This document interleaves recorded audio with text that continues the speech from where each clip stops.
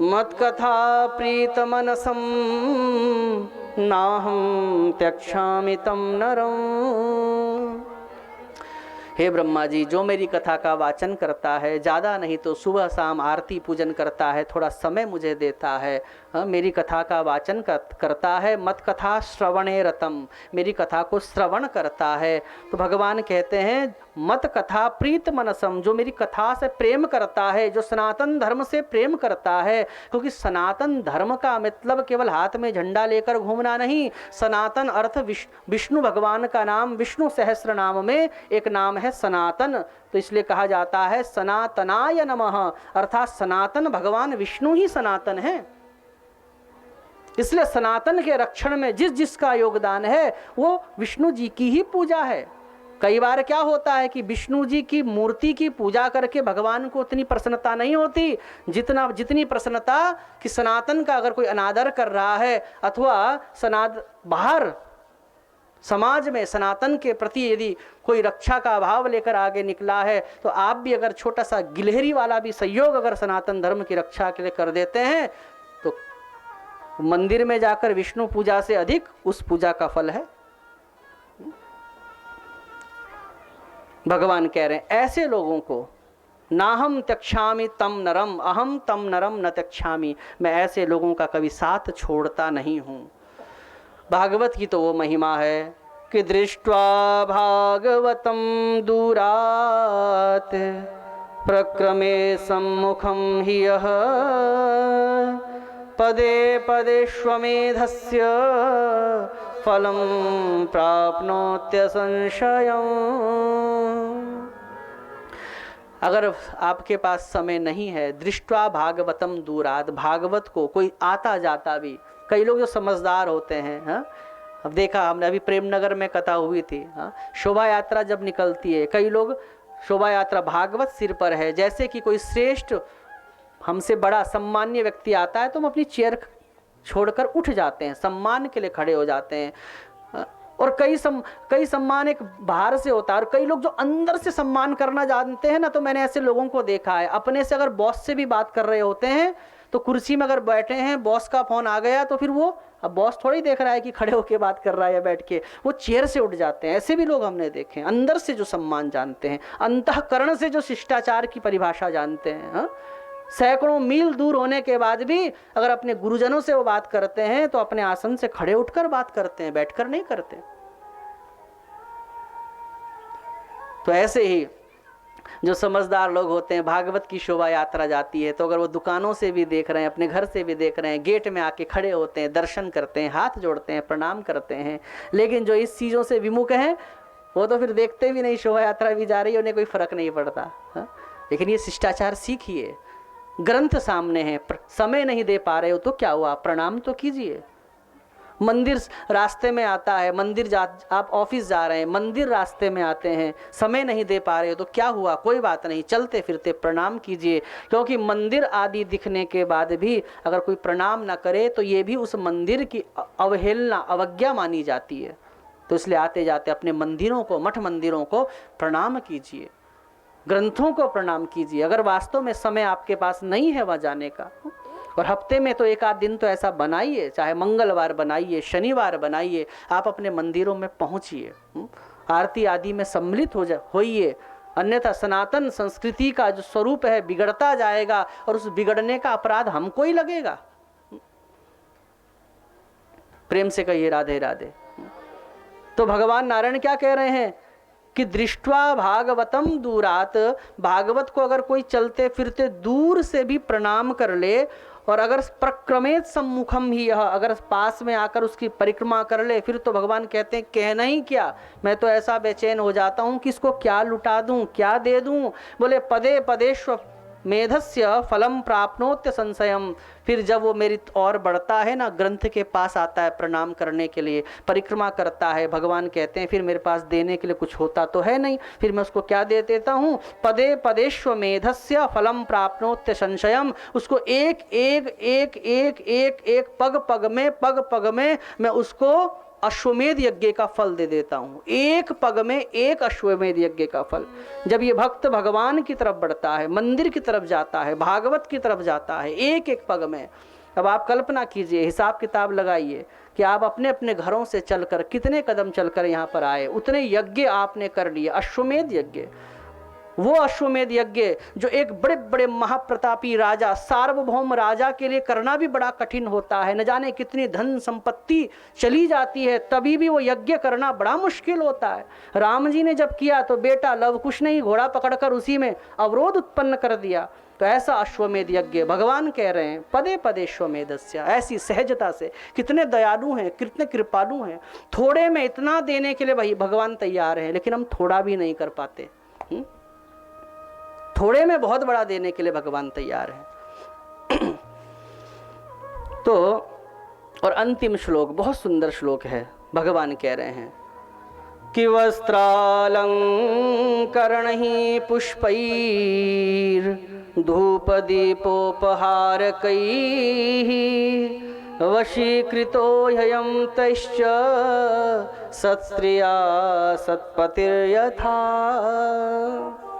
और यदि कदाचित किसी ने आकर भागवत की पूजा कर ली, ये तो आई थी बात सन्मुख आने की, परिक्रमा करने की। भगवान क्या कह रहे हैं? वस्त्रालंकरणैः पुष्पैः। अगर किसी ने भागवत के ऊपर वस्त्र चढ़ा दिया, वस्त्रालंकरणैः पुष्पैः, पुष्पैः अलंकरणैः, पुष्पों के द्वारा अलंकृत कर दिया, मतलब भागवत की पेटिका को, भागवत ग्रंथ को सजा दिया, पुष्प रख दिए। अलंकरणैः पुष्पैः धूप दीपोपहारकैः, धूप लगा दी, दीपक जला दिया। तो भगवान कह रहे हैं फिर तो कहना ही क्या। भागवत की पेटिका को अगर स्पर्श मात्र कर लिया, धूप दीपोपहारकैः, भगवान कह रहे हैं मैं उस भक्त के वशीभूत उसी प्रकार से हो जाता हूँ। वशीकृतो ह्ययं तैश्च, किस प्रकार से? बोले सत्स्त्रिया सत्पतिर यथा, जैसे कि एक पतिव्रता स्त्री के वश में उसका पति हो जाता है, मैं भी ऐसे भक्त के वश में हो जाता हूँ जो भागवत की पूजा अपने हाथों से कर लेता है। बोलिए श्रीमद्भागवत महापुराण की जय। तो ये स्कंद पुराण के अंतर्गत आपको महिमा को मैंने श्रवण कराया। पद्म पुराण में भी एक महात्मा आता है, थोड़ा इसको भी श्रवण कर लें। पद्म पुराण क्या बता रहा है? भागवत की महिमा बताते हुए 6 अध्यायों में इसमें महात्मा का वर्णन है। पहला श्लोक पद्म पुराण हमारा भगवान से परिचय करा रहा है। इंट्रोडक्शन, मतलब भगवान कैसे हैं, क्या करते हैं। इंट्रोडक्शन किस तरीके से होता है, परिचय कैसे होता है, तो शास्त्र उसकी पद्धति बता रहा है। परिचय कैसे होता है? सबसे पहले होता है स्वरूप परिचय। जब आप किसी से मिलते हैं तो पहले फेस तो देखते हैं ना उसका, स्वरूप परिचय। इसे क्या कहते हैं? बोलो, स्वरूप परिचय। और उसके बाद कर्म परिचय। जब आप उससे मिलते हैं तो पूछते हैं तू क्या करता है या क्या करती है, कहाँ रहती है, इसे कहते हैं कर्म परिचय। क्या कहते हैं? कर्म परिचय। और जब आप आपस में किसी नए आदमी को पहले देख लेते हो, स्वरूप परिचय, फिर बात करते हो, कर्म परिचय। उसके बाद जब आप दोनों बातें कर रहे होते हो तो धीरे धीरे उसका स्वभाव भी कुछ कुछ समझ आने लगता है कि इसका स्वभाव कैसा होगा, तो इसको कहते हैं स्वभाव परिचय। क्या कहते हैं? स्वभाव परिचय। तो समझ आ गया, परिचय 3 प्रकार से होता है, स्वरूप परिचय, कर्म परिचय और स्वभाव परिचय। तो पद्म पुराण हमारा भगवान से तीनों परिचय करा रहा है कि भगवान का स्वरूप कैसा है, भगवान का कर्म क्या है और भगवान का स्वभाव क्या है। कि सच्चिदानंद रूपाय विश्वोत्पत्त्यादि हेतवे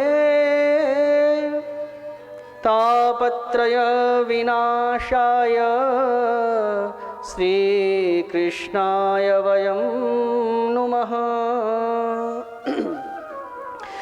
सबसे पहले भगवान का स्वरूप परिचय कराया। भगवान का स्वरूप कैसा है? बोले सच्चिदानंद रूपाय। भगवान कैसे हैं? सत स्वरूप हैं, चिद स्वरूप हैं, आनंद स्वरूप हैं। समझिएगा भगवान का स्वरूप, क्योंकि हम पूजा तो करते हैं लेकिन भगवान का स्वरूप नहीं पता। भगवान का स्वरूप है, आपने कई बार शब्द सुना होगा ना, सच्चिदानंद सच्चिदानंद, तो कई बार सुना होगा। तो सच्चिदानंद का अर्थ क्या है समझिए।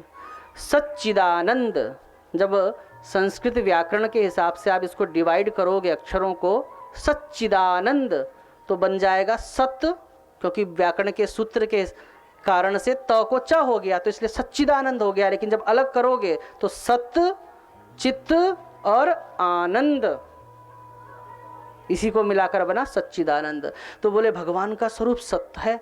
ये सत्य क्या होता है? तो सत्य किसे कहते हैं? सत्य कहते हैं जो वर्तमान, भूत, भविष्य तीनों में जो रहे।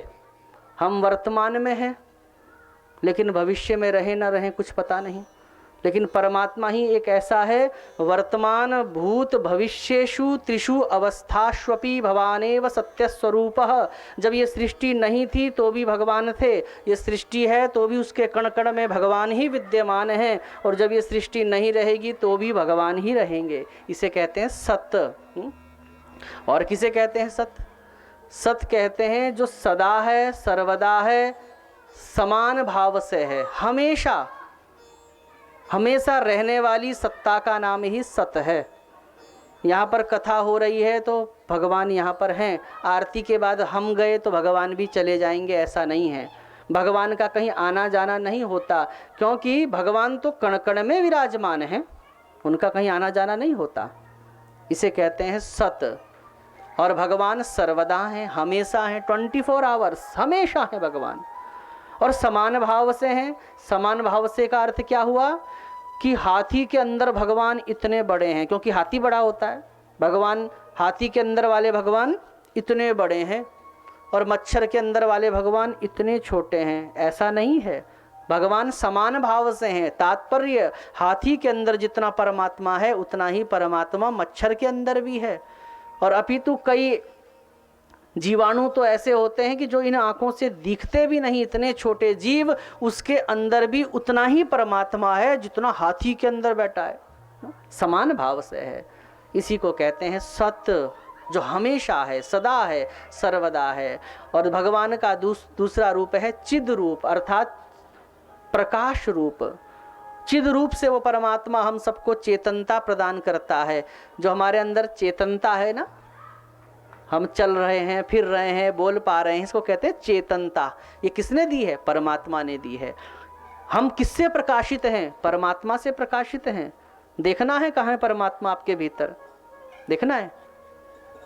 अपने बाएं और हाथ लगाओ, थोड़ा सा ऐसे करके दबाओ, जो धक धक धक धक हो रहा है ना, वही परमात्मा है, वही कृष्ण है। केवल मूर्ति में मत देखो, अपने शरीर में भी तो देखो। जिस दिन वो धुगधुगी बंद हो गई ना, चाहे चेहरा कितना भी चमक रहा हो, बढ़िया हो, आंखें अच्छी हो, हाँ, बाल सुंदर हो, हाथ बढ़िया हो, पाँव बढ़िया हो, घुटने में दर्द भी नहीं होता, लेकिन अगर वो धुगधुगी बंद हो गई तो सब धरी की धरी रह जाएगी।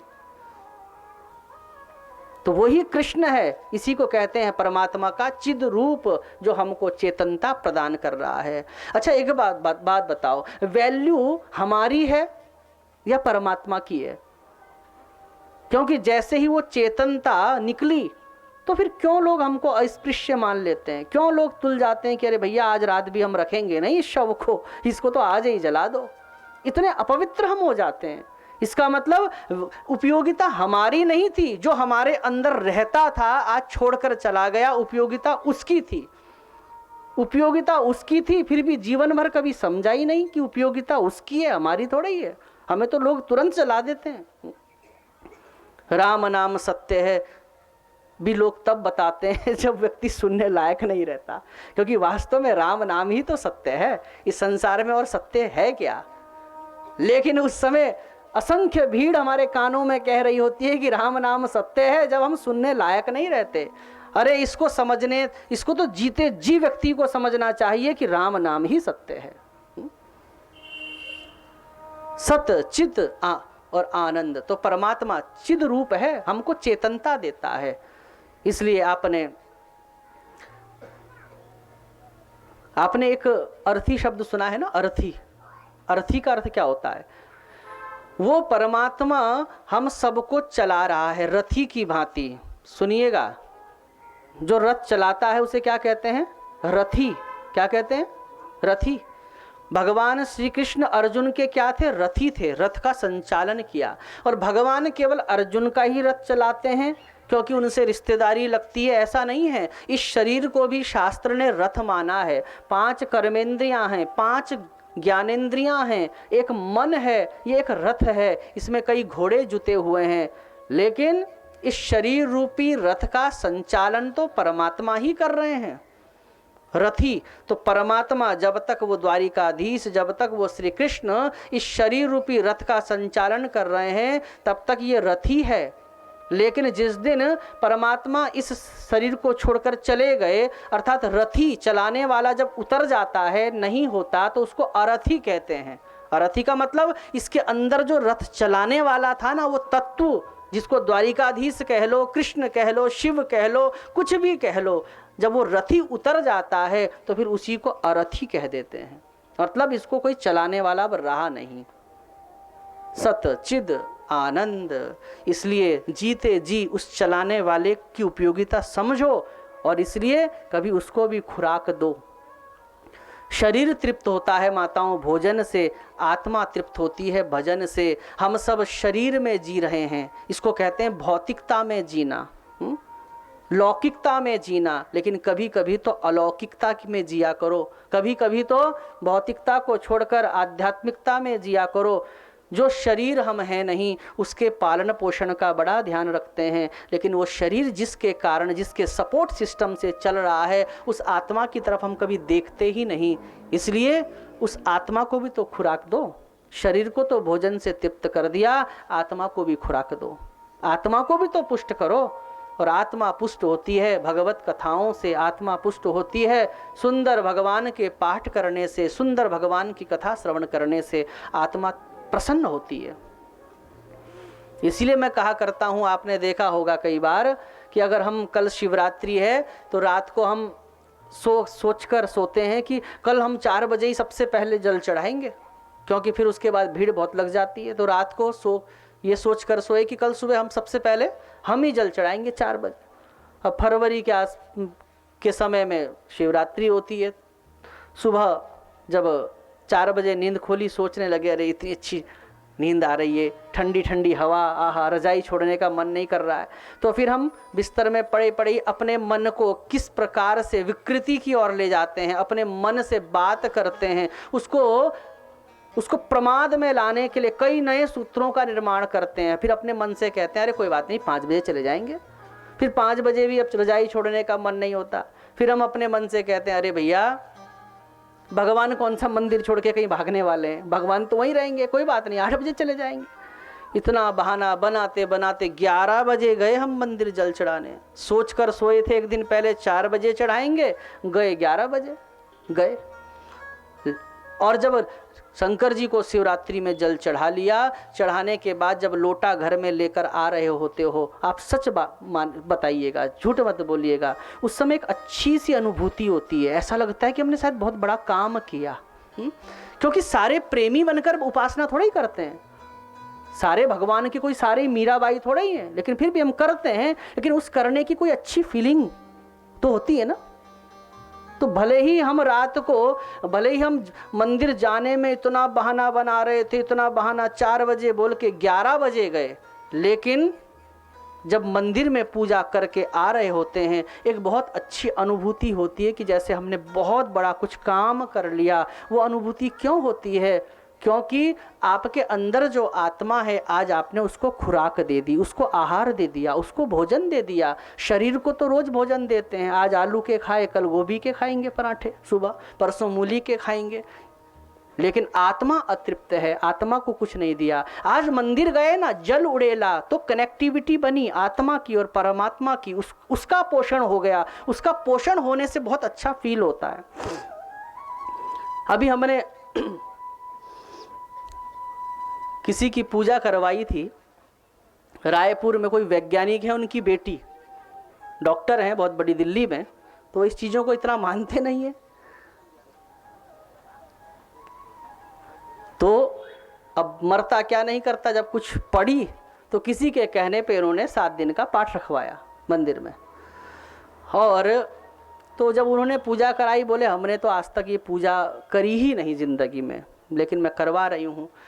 तो उसको पहले दिन जब पूजा करी, मंत्रों की ऊर्जा से उसको इतना आह्लाद हुआ कि जाना जरूरी था। उसने कहा पंडित जी मैं एक ही दिन पूजा में आऊँगी, अन्य दिन आप स्वतः कर लेना। लेकिन उसने कहा नहीं, मैं अब रोज़ आऊँगी। तो 3 दिन तक लगातार पूजा में आई। लेकिन फिर दिल्ली में जब उनके जो रहे होंगे कौन, जो डॉक्टर हैं तो रूटीन में रहते ही हैं, तो जब उन्होंने कहा नहीं आपको आना होगा, तो जाना तो उनको पड़ा। लेकिन उन्होंने मैसेज लिखकर क्या कहा कि ये पूजा पाठ में ऐसा क्या है। मैसेज में सिर्फ इतना लिखा हुआ था, वो अपनी प्रसन्नता को व्यक्त तो नहीं कर पाई, लेकिन मैसेज में सिर्फ इतना लिखा था कि मुझे अच्छा फील क्यों हो रहा है, मुझे अच्छा फील क्यों हो रहा है। तो मेरा कहने का तात्पर्य, आप शरीर से कथा सुन रहे हो, आपको भागवत का कोई व्यास जी ने कोई श्लोक सुनाया या कोई मंत्र सुनाया, अब आपको वो समझ नहीं आया, लेकिन फिर भी श्लोक सुनने में अच्छा क्यों लगता है? क्योंकि वो श्लोक हमारा परलोक सुधारने के लिए बिल्कुल लालायित है, तत्पर है। आपको भले ही वो श्लोक का अर्थ ना लगा, लेकिन संस्कृत का वो श्लोक आपकी सीधा आत्मा से टकराता है, इसलिए अच्छा फील होता है। जो कि कल्पना कीजिए, जो बात समझ नहीं आ रही है फिर भी अच्छी लग रही है। कहीं अगर दूसरे प्रदेश चले जाओ, अपनी भाषा में बतियाने लगे, थोड़ी देर में बोर हो जाओगे, यार क्या हम कहाँ फंस गए, कुछ समझ नहीं आ रहा है। लेकिन उसके बाद भी संस्कृत जगत में ऐसा क्या है कि न समझ आने के बाद भी लोग पैसा तो खर्च करते ही हैं पूजा पाठ में, इस प्रकार के आयोजन में। इसका मतलब भले ही आप उसको पहचान नहीं पा रहे चाहते, उसकी वैल्यू, उसकी महिमा, उसकी महत्ता, लेकिन उसकी महत्ता कोई कम नहीं है। उसके एक एक शब्द प्रेम से कहिए राधे राधे। तो सच्चिदानंद रूपाय विश्वोत्पत्त्यादि हेतवे। इसलिए जो शरीर हम हैं नहीं, उसको तो रात दिन उसका पोषण कर रहे हैं, लेकिन जो आत्मा हम हैं उसको भी कभी ना कभी इस प्रकार से आध्यात्मिक चर्चा के माध्यम से उसका भी पोषण करना अनिवार्य है। तो पद्म पुराण कह रहा है ये है भगवान का चिद रूप, और तीसरा रूप है भगवान का आनंद। उसकी चर्चा करने से जो आनंद की प्राप्ति होती है, अनुभूति होती है, यही भगवान का आनंद स्वरूप है। अब किसी ने कहा कि आनंद सबको कहाँ आता है? अगर आनंद आता तो यहाँ भीड़ ना होती, अगर आनंद आता तो यहाँ भीड़ ना होती। बहुत सुंदर किसी ने बात कही कि देखो तुलसी बाबा ने एक जगह पर लिखा है कि जैसे बुखार जब लगभग 103 तक हो तो भी व्यक्ति रोटी खाता है, रोटी खा ही लेता है, लेकिन जब बुखार 104 को क्रॉस करने लगता है तो फिर उसको रोटी अच्छी नहीं लगती। रोटी तो अच्छी ही है, रोटी तो उसकी पोषक ही है, रोटी तो उसका प्राणाधार है जिसके बिना वो रह नहीं सकता, लेकिन बुखार की अधिकता के कारण रोटी भी अच्छी नहीं लगती। तो बोले वैसे ही जिसको अपने पूर्व जन्मों के पाप के इतना टेम्परेचर बढ़ गया, पूर्व जन्मों के पाप के कारण कि इतना सांसारिक बुखार चढ़ा हुआ है, तो उसको भी ये भगवत भजन, ये भगवत कथाएं अच्छी नहीं लगती, क्योंकि उसको सांसारिक नशा चढ़ा है। क्योंकि और अगर इसमें मिठास ना होती, इसमें आनंद ना होता, तो फिर क्यों मीरा, सूरदास, तुलसी, एक से एक संत, आनंद तो यही मिलता है। और सच बताऊं, भागवत के 10वें स्कंद में एक प्रसंग आता है, यदु जी महाराज राजा सम्राट घोड़े में जा रहे हैं, और जब घोड़े में जब वन में जा रहे थे तो एक दत्तात्रेय जी महाराज, एक महात्मा, रेत में, रज में, किस में बोलो, रेत में पड़े हुए मस्त, चेहरे में दिव्य तेज चमक रहा है, चेहरे में वो दिव्य प्रसन्नता, और शरीर में केवल तन ढकने के लिए एक लंगोट। राजा तो हैरान हो गए। राजा घोड़े से नीचे उतरकर ऐसे महात्मा को प्रणाम करके पूछने लगे कि हम इतनी सुख सुविधाओं में रहने के बाद राजा हैं हम, नौकर चाकर सब कुछ हमारे पास है, एक भगवत तुल्य सामर्थ्य हमारे पास है, उसके बाद भी महाराज ऐसी प्रसन्नता हम अपने चेहरे पर नहीं ला पाते जैसी प्रसन्नता हम आपके चेहरे पर देख रहे हैं।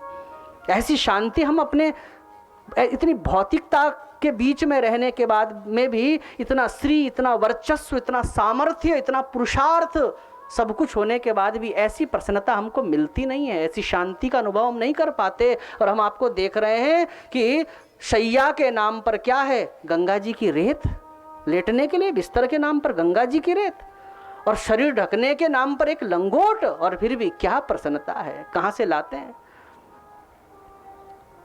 फिर उनका अद्भुत संवाद है, वो बाद की कथा में आपको श्रवण कराएंगे। तो मेरा कहने का तात्पर्य, विश्राम तो यहीं पर आके प्राप्त होगा अंत में। हाँ, विश्राम जीते जी विश्राम यहाँ प्राप्त होगा और मरने के बाद विश्राम शमशान घाट में प्राप्त होगा। हाँ?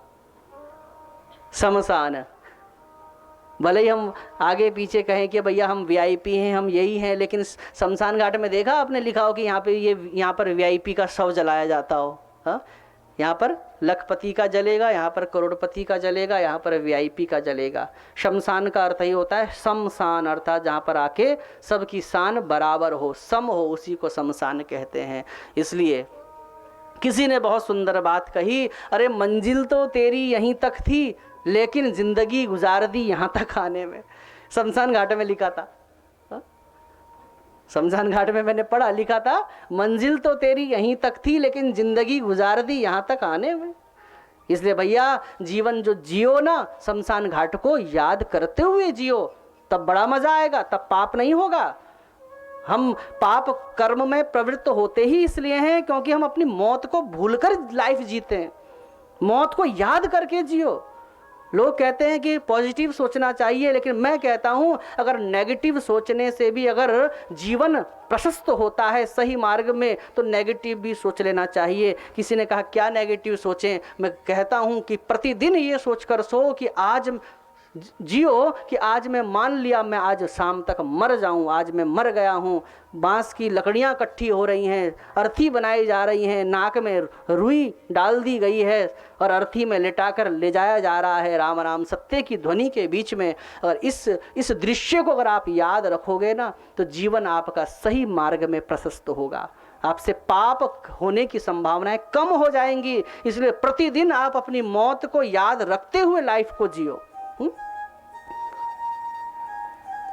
और फिर वो लाइफ आपकी कैसी होगी, आपका मन आएगा अरे केवल मैं घर की बाउंड्रियों तक सीमित नहीं हूं, अगर मेरे प्रभु ने मुझे दिया है तो बाउंड्री से बाहर निकलकर मैं कुछ करूं, और दिया है तो समाज के लिए करूं, और दिया है तो क्षेत्र के लिए करूं, और दिया है तो राज्य के लिए करूं, और भगवान ने और सामर्थ्य दिया है तो अपने राष्ट्र के लिए करूं। यही तो सनातन धर्म की खूबसूरती है कि हमारे सनातन धर्म ने केवल मूर्ति में विष्णु को नहीं देखा। ऋषि क्या कहते हैं, विश्वम विष्णु, ये जो पृथ्वी का पूरा गोला है ना, यही विष्णु है। इसके प्रति श्रद्धा रखना, इसको किसी भी प्रकार का कोई इसकी अवज्ञा न करना, प्रत्येक प्राणियों के प्रति समता का भाव, सुंदर दया का भाव, भगवत भाव, सिय राममय सब जग जानी, करहूं प्रणाम जोरी जुग पानी, बस यही सनातन धर्म सिखाता है।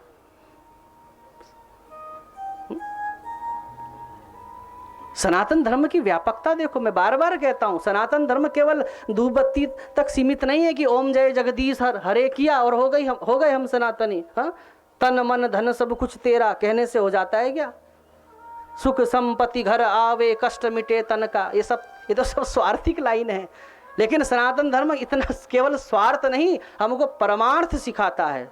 इसलिए सनातन धर्म का एक कोई चाहे ब्राह्मण हो चाहे भक्त हो, प्रातः काल उठता है तो भगवान को हाथ जोड़कर ये नहीं कहता कि हे प्रभु, हे नारायण मैं सुखी हो जाऊं, हे नारायण मैं निरोगी हो जाऊं। क्या कहता है कि सर्वे भवन्तु सुखिनः सर्वे सन्तु निरामयाः सर्वे भद्राणि पश्यन्तु माँ कश्चिद दुख भाग भवेत।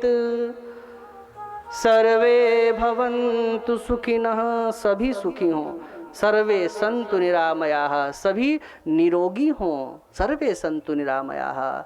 इसलिए देखो जो चीज, कुछ चीजें डीएनए से आती है, जैसे नेचर भी होता है ना कई लोगों का, ठीक है, कई बार प्रारब्ध के कारण वैषम्यता देखी गई है, लेकिन आप इस बात को भी नकार थोड़ा ही सकते हैं। कई बार स्वभाव अपने माता पिता की वंशावली से आ जाता है, नेचर आ जाता है, स्वरूप आ जाता है, व्यवहार आ जाता है। कई लोग कहते नहीं कि अरे इसका पिता का जैसा स्वभाव है बेटे का, और होगा क्यों नहीं, उन्हीं का अंश है। तो ऐसे ही कुछ चीजें डीएनए से आती हैं।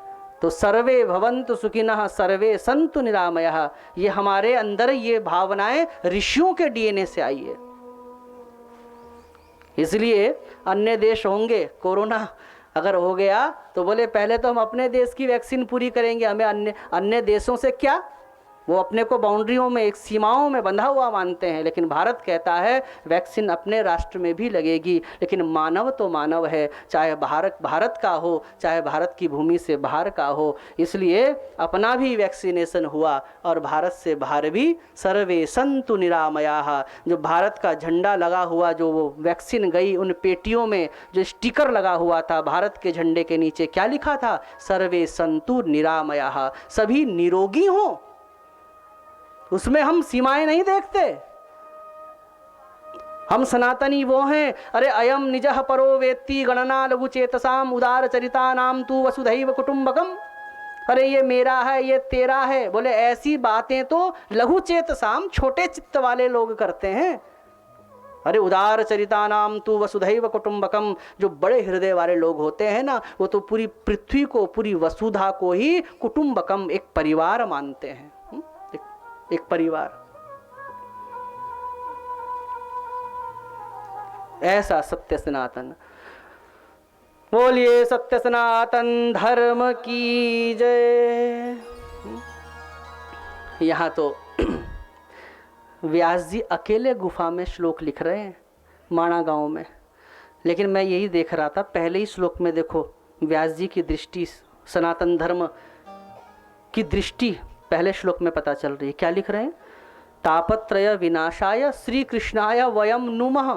नुमः शब्द बहुवचन है, मतलब हम सब आपको हे राधा कृष्ण, हम आप सबको प्रणाम कर रहे हैं। और वो जो ग्रंथ लिख रहा है, अर्थात वो वेद व्यास जी महाराज अकेले बैठे माणा गांव में, गुफा में लिख रहे हैं ग्रंथ। और जब प्रणाम कर रहे हैं, क्या कह रहे हैं? श्री कृष्णाय वयम नुमः, हम सब आपको प्रणाम करते हैं हे राधा कृष्ण। मतलब वो अकेले बैठने के बाद भी हम सबको अपने साथ मानकर प्रणाम कर रहे हैं। मतलब हम सब हे राधा कृष्ण आपको प्रणाम करते हैं। मैं कल संकल्प पढ़ रहा था, तो पढ़ते पढ़ते मेरे अंदर एक भाव जागृत हुआ। कल किसी की पूजा कराई तो मैं संकल्प पढ़ते पढ़ते ही मेरे अंदर एक भाव जागृत हुआ कि देखो सनातन धर्म जब संकल्प करता है, जब आप पूजा पाठ कराते हैं तो क्या कहते हैं? श्रुति स्मृति पुराणोक्त फल प्राप्ति अर्थम, ये सब जब कहते हैं तो उस समय जब अपना नाम गोत्र संकल्प कहते हैं, फिर क्या कहते हैं? अखिल कुटुंब सहितो अहम, बंधु बांधव सहितो अहम। जो कि बंधु बांधव नहीं है, आप अपनी पर्सनल पूजा करा रहे हो, आप अपना पर्सनल खर्च कर रहे हो, आप अपना पर्सनल प्रॉफिट चाहते हो। लेकिन संकल्प में क्या कहा जाता है? हर संकल्प में बंधु बांधव सहितो हम, अखिल कुटुंब सहितो अहम। मतलब चाहे मेरे भाई से मेरी शत्रुता भी है, वो नहीं है पूजा में शत्रुता है, लेकिन फिर भी संकल्प में उसका भी कल्याण हो। अखिल बंधु बांधव, मैं सबके साथ, अपने पूरे कुल कुटुंब के साथ मानसिक रूप से इस पूजा को करा रहा हूँ। और जब उनका भी नाम ले लिया तो थोड़ा सा उस पुण्य फल का कुछ अंश तो उनके खाते में भी जाएगा। ये है सनातन धर्म की व्यापकता। अकेले पूजा भी कराता है तो मानसिक रूप से पूरे परिवार को इन्वॉल्व करता है। श्री कृष्णाय वयम नुमः तापत्रय विनाशाय सच्चिदानंद रूपाय, ये भगवान का स्वरूप है। विश्वोत्पत्त्यादि हेतवे, विश्व की उत्पत्ति करना, पालन करना, संहार करना, ये भगवान का कर्म है। और कर्म कंपलसरी कर्म नहीं है, क्योंकि भगवान कभी कर्म में बंधते नहीं है। भगवान गीता में कहते हैं नमे पार्थास्ति कर्तव्यम त्रिषु लोकेषु किंचन न नवाप्तम वाप्तव्यम वर्त एव च कर्मणि। कर्म कौन करता है? जिसको कुछ चाहिए होता है, वही तो कर्म करता है। आप सुबह, अच्छा बताओ, ऑफिस क्यों जाते हो? क्योंकि आपको कुछ चाहिए। भाई जाओगे नहीं तो फिर पैसे कहाँ से आएंगे? तो कर्म कौन करता है? जिसको कुछ चाहिए होता है। तो भगवान कहते हैं नमे पार्थास्ति कर्तव्यम त्रिषु लोकेषु किंचन, मुझे कर्म बांध नहीं सकता क्योंकि मुझे कुछ चाहिए ही नहीं। और यदि कुछ चाहिए भी तो ऐसी कोई चीज है नहीं जो मुझे प्राप्त ना हो, सब कुछ भगवान का ही तो है। न नवाप्तम वाप्तव्यम वर्त एव च कर्मणि, ऐसी कोई वस्तु नहीं है कि मुझे कुछ चाहिए। जो मुझे चाहिए वो मुझे प्राप्त ही है। पहले तो मुझे कुछ चाहिए नहीं, और अगर कदाचित चाहिए भी तो वो तो मुझे प्राप्त ही है। लेकिन फिर भी भगवान कहते हैं वर्त एव च कर्मणि, इस संसार के सृष्टि कर्म को चलाने के लिए, आनंद लेने के लिए मैं कर्म करता हूँ। अन्यथा भगवान कर्म में बंधते नहीं हैं। लेकिन त्रिगुणात्मिका माया के गुणों को भगवान सत्व रज तम को स्वीकार करके भगवान जब सृष्टि करते हैं तो विश्व की उत्पत्ति भी करते हैं, फिर पालन भी करते हैं, फिर संहार भी कर देते हैं। तो ये भगवान का कर्म बताया। और भगवान का फिर स्वभाव कैसा है, बोले तापत्रय विनाशाय श्री कृष्णाय वयं नुमः। भगवान का स्वभाव ऐसा है माताओं कि भगवान की पावन चरण शरण ग्रहण करते ही हमारे पाप ताप संताप सब कुछ नष्ट हो जाते हैं। हमारे जो हमने इतने जन्मों की जो पापों की गठरियाँ इकट्ठी की हुई है ना, उसमें भगवान की कृपा से आग लग जाती है। भगवान का ये स्वभाव है तापत्रय विनाशाय श्री कृष्णाय वयं नुमः। क्योंकि अगर आप कहो कि भैया हमारे बात नहीं बैठती ये बात, तो जरा कल्पना कीजिए, कर्म तो कई लोग करते हैं लेकिन सबको सफलता कहाँ मिल पाती है। इसका मतलब हमारा कर्म, हमारा प्रारब्ध हमारे साथ साथ चलता है। एक व्यक्ति वो है, इतना रात दिन मेहनत किया, जीवन निकल गया, लेकिन 1 लाख रुपए नहीं जोड़ पाया। और एक व्यक्ति वो है, ऐसे परिवार में जन्म हुआ कि पैदा होते ही सब कुछ उसी का तो है। अगर कोई खरबपति बाप का बेटा बनकर पैदा हुआ तो स्वाभाविक है वो खरबपति ही है।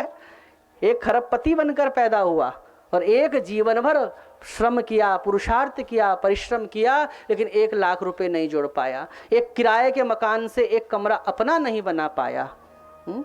कर्म हमारा इस प्रकार से पीछा करते हैं। पूर्व जन्मार्जिता विद्या अग्रे अग्रे धावती। हमारे पूर्व जन्मों की विद्याएं, हमारे पूर्व जन्मों का संस्कार बोले अग्रे अग्रे धावती। हम पीछे चलते हैं, हमारा पिछले जन्म का सारा हिसाब किताब हमारे आगे चलता है। शास्त्र कह रहा है अग्रे अग्रे धावती, वो हमारे आगे चलता है। इसलिए पुरुषार्थ और भाग्य दोनों का जब तक संयोग नहीं होगा सफलता नहीं मिलेगी। कोई लोग बड़े जब कुछ मिल जाता है तो भले ही कह देते हैं कि अरे हमने तो अपने पुरुषार्थ से कमाया। हाँ, पुरुषार्थ को शास्त्र नकारता नहीं, क्योंकि पहले का पुरुषार्थ है तभी तो अभी मिला, लेकिन दोनों को आप नकार नहीं सकते। अगर कर्म की बात आएगी, कर्म की महिमा, जैसे कहते हैं ना कि जो सब्जेक्ट होता है उसी विषय का तो विस्तार किया जाता है। तो जहाँ पर भाग्य की बात आएगी तो वहाँ पर आप भाग्य को नहीं नकार सकते, जहाँ पर कर्म की बात आएगी वहाँ पर आप कर्म को नहीं नकार सकते। अगर कर्म की महत्ता की बात आए तो भगवान श्री कृष्ण कर्म की महिमा बताते हुए कहते हैं कि कर्मैव गुरुरीश्वरः, कि कर्म ही गुरु है, कर्म ही ईश्वर है। कर्म की महिमा बढ़ाने के लिए तो भगवान ने गोवर्धन के प्रसंग में यहाँ तक कह दिया न ईश्वरः यदि चेत, कि कोई पिताजी कोई ईश्वर नहीं होता। देखो खुद परमात्मा कह रहा है न ईश्वरः, कोई ईश्वर नहीं होता, यदि चेत, यदि होता है तो वो उसी के पीछे चलता है जो कर्म करने वाले हों। बैठे बैठे सब कुछ थोड़े मिल जाता है। तो जहाँ पर कर्म की बात आती है तो भगवान ने देखो कितनी बड़ी बात कह दी। लेकिन हाँ, जब भाग्य की बात आती है तो भाग्य को भी आप नकार नहीं सकते। शास्त्र ये कहता है कि भाग्यम फलति सर्वत्र न विद्या न च पौरुषम। अरे भाग्य ही फलीभूत होता है, न तो पुरुषार्थ काम आता है न विद्या काम आती है। कई लोग होते हैं बहुत पुरुषार्थी होते हैं, बहुत मेहनत से करते हैं, लेकिन फिर भी उनको वो प्राप्त नहीं होता। तो यहाँ पर भाग्य की उपयोगिता है। तो दोनों की अपनी सामर्थ्य है। तो भाग्य और कर्म जब दोनों कांटेक्ट में आते हैं तो ही व्यक्ति को सफलता प्राप्त होती है। प्रेम से कहिए श्री राधे। तो ऐसे भगवान श्री कृष्ण को श्री कृष्णाय वयम नुमः, श्री अर्थात राधा सहिताय, राधा जी के साथ हम भगवान श्री कृष्ण को प्रणाम करते हैं। श्री का अर्थ होता है श्री राधा, श्री का अर्थ लक्ष्मी भी होता है, वैभव, ये सब श्री के अर्थ हैं। तो श्री कृष्णाय अर्थात श्री राधा सहिताय, राधा जी के साथ भगवान श्री कृष्ण को प्रणाम किया। राधा, श्री का अर्थ बताया श्रयते हरिम यासा श्री ही, जिसको स्वयं हरि भी जिनकी सेवा करें वो है श्री। और दूसरा अर्थ बताया शृणोति भक्तानाम दुख गाथा, और श्रुत्वा च भगवंतम श्रावयति यासा श्री। जो अपने भक्तों की दुख गाथा को श्रवण करे और केवल सुने ही नहीं अपितु सुनने के बाद ठाकुर जी को कहे कि अरे ठाकुर जी कोई बात नहीं, देखो आपका भक्त है, अब इसके सारे कर्मों का प्रारब्ध मिटाकर इसको अब तो सुखी कर दीजिए। ऐसी जो ठाकुर जी से रात दिन अपने भक्तों के लिए याचना करे उसको कहते हैं श्री। बोलिए राधा कृष्ण भगवान की जय। तो आइए ऐसे श्री को प्रणाम करते हुए हम भगवान को प्रार्थना करें कि हे प्रभु, अब आप भी हमको अपने प्रति प्रेम, स्नेह, वात्सल्य ये सब संपदाएं हमको प्रदान कराएं और हमको भी अपने ब्रज धाम में बुलाएं, जिससे कि हमारा मन मस्तिष्क हमेशा शुद्ध बना रहे।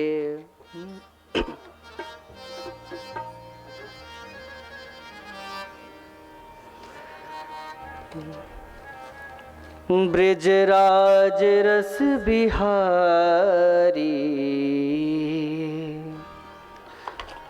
रसराज ब्रिज बिहारी, गोविंद वंशी वाले, सुन ले विनय हमारी, सुन ले विनय हमारी, ब्रज धाम में बुला ले, रसराज ब्रिज बिहारी, रसराज ब्रिज बिहारी, गोविंद वंशी वाले, रसराज ब्रिज बिहारी, गोविंद वंशी वाले, सुन ले विनय हमारी, सुन ले विनय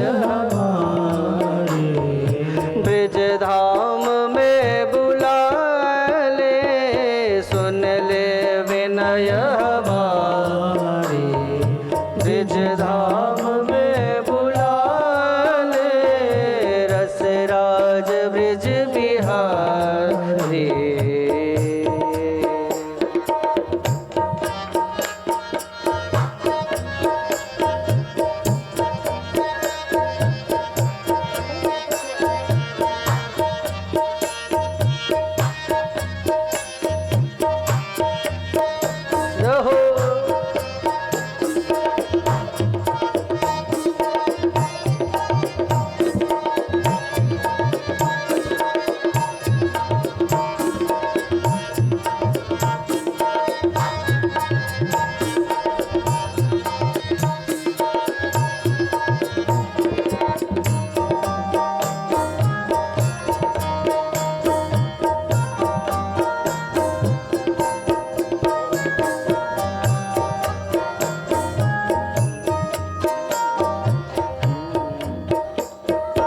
दर दर पे हम तो भटके, माया में हम तो अटके, दर दर पे हम तो भटके, माया में हम तो अटके, दर दर पे हम तो भटके, माया में हम तो अटके, दर दर में हम तो भटके, माया में हम तो अटके, अब तेरे दर पे आके, अब तेरे दर पे आके, अब तेरे दर पे आके, अब तेरे दर पे आके, जाए न फिर निकाले, अब तेरे दर पे आके, जाए न फिर निकाले, रसराज ब्रिज बिहारी।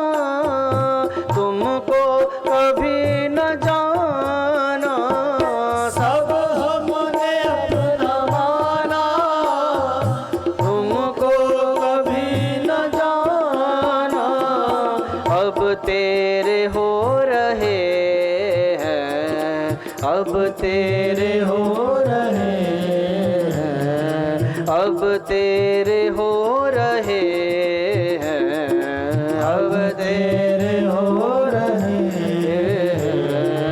अपना हमें बना ले, अब तेरे हो रहे हैं, अपना हमें बना ले।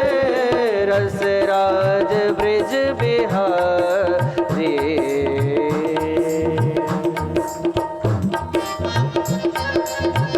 दोनों हाथों से ताली की सेवा करते हुए जय हो बिहारी जी।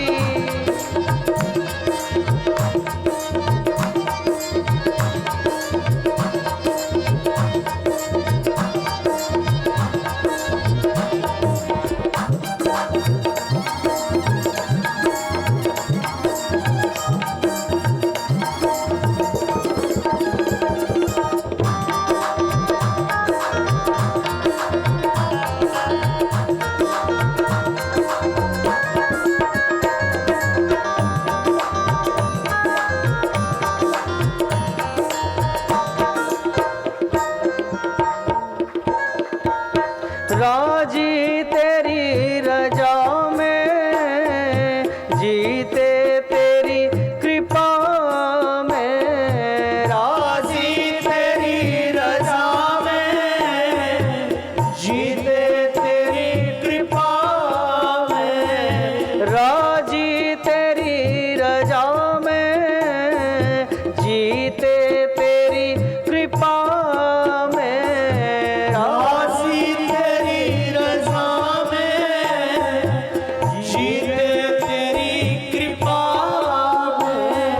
नाचेंगे हम तो नटवर, नाचेंगे हम तो नटवर, नाचेंगे हम तो नटवर, नाचेंगे हम तो नटवर।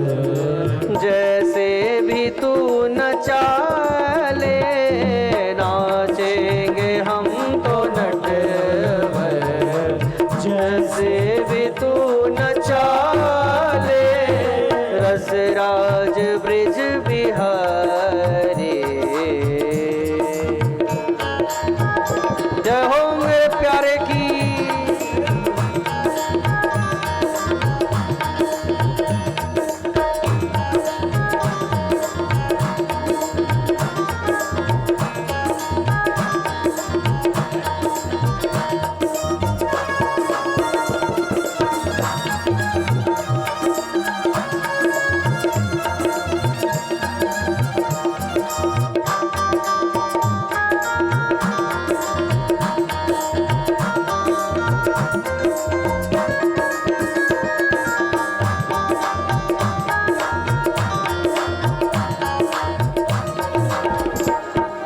रहते तेरे सहारे घनश्याम मेरे प्यारे। रहते तेरे सहारे घनश्याम मेरे प्यारे। रहते तेरे सहारे घनश्याम मेरे प्यारे।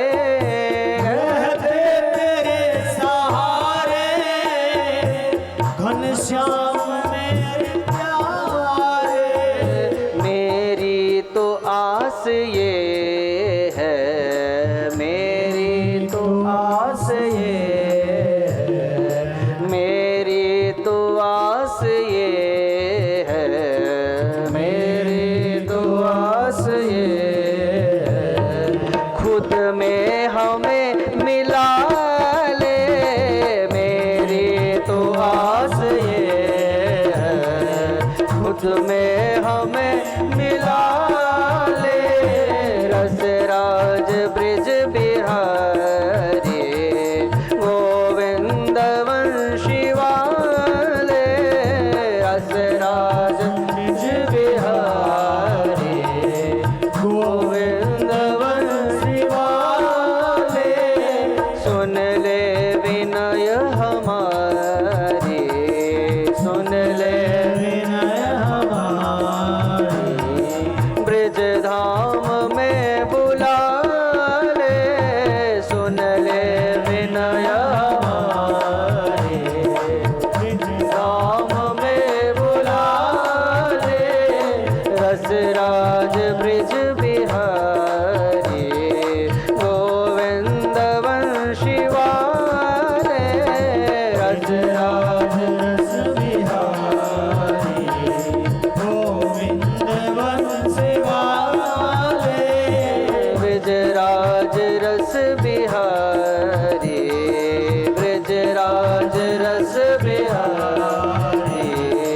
रसराज ब्रिज बिहारी, रसराज ब्रिज बिहारी, रसराज ब्रिज बिहारी, रसराज बिहारी।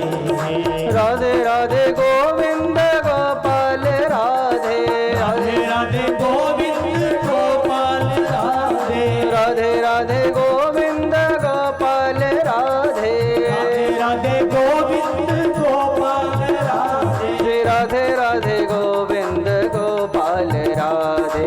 राधे राधे गाइए गोपाल राधे, श्री राधे राधे गोविंद गोपाल राधे, राधे राधे गोविंद सभी गाइए राधे, गोविंद राधे गोपाल राधे, गोविंद राधे गोपाल राधे, ओ गोविंद राधे गोपाल राधे, गोविंद राधे गोपाल राधे, श्री राधे राधे गोविंद गोपाल राधे, राधे राधे गोविंद गोपाल राधे, श्री राधे राधे गोविंद गोपाल राधे, राधे राधे गोविंद गोपाल राधे, गोविंद राधे गोपाल राधे, गोविंद राधे गोपाल राधे, ओ गोविंद राधे गोपाल राधे, गोविंद राधे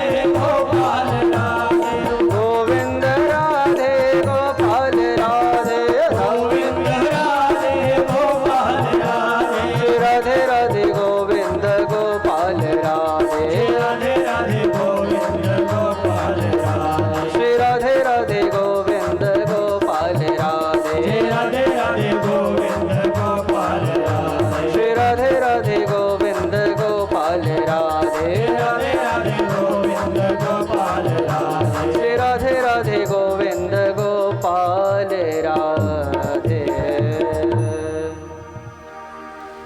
रसराज ब्रिज बिहारी,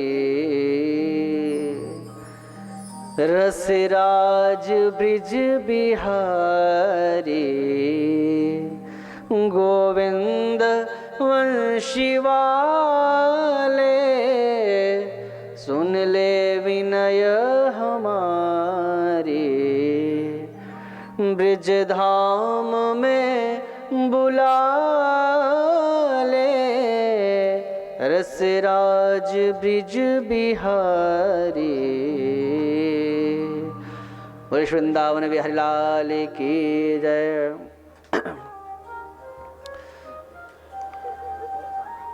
आज थोड़ा कथा विलंब से हुई थी प्रारंभ, तो इसलिए अभी 15 मिनट और लगेगा। कल से कथा का समय क्या रखें, 2 या 2:30 बजे का से 6:30 बजे तक की कल कथा का कल से समय रहेगा। तो अच्छे श्रोता का परिचय देते हुए आप 2 सवा 2 बजे तक यहाँ पहुँच जाएं। श्रेष्ठ श्रोता, हाँ, जैसे A grade, B grade, C grade होता है ना, हाँ, तो उसी प्रकार से आपने स्वयं निर्धारित करना है, अपने को स्वयं अंक देने हैं कि आप A ग्रेड वाले हैं, B या C वाले। तो इसलिए समय पर आएंगे तो कथा भी समय पर फिर छूटेगी। तो और दूसरे श्लोक में श्री सुखदेव जी महाराज को प्रणाम किया है। कलऊ कीरेण भासितम, कीर कहते हैं शुक को, तोते को। तो इस कलयुग में श्री सुखदेव जी महाराज के द्वारा कीरेण, कीर के द्वारा अर्थात शुक के द्वारा इस कथा को गाया गया। सुखदेव जी महाराज को प्रणाम किया है। यम प्रव्रजन्तमनुपेतमपेत कृत्यम द्वैपायनो विरह कातर आजुहाव पुत्रेति तन्मयतया तरवोभिने दुस्तम सर्वभूत हृदयम मुनिमान नतोस्मि। ऐसे ऋषि सुखदेव जी महाराज को प्रणाम किया।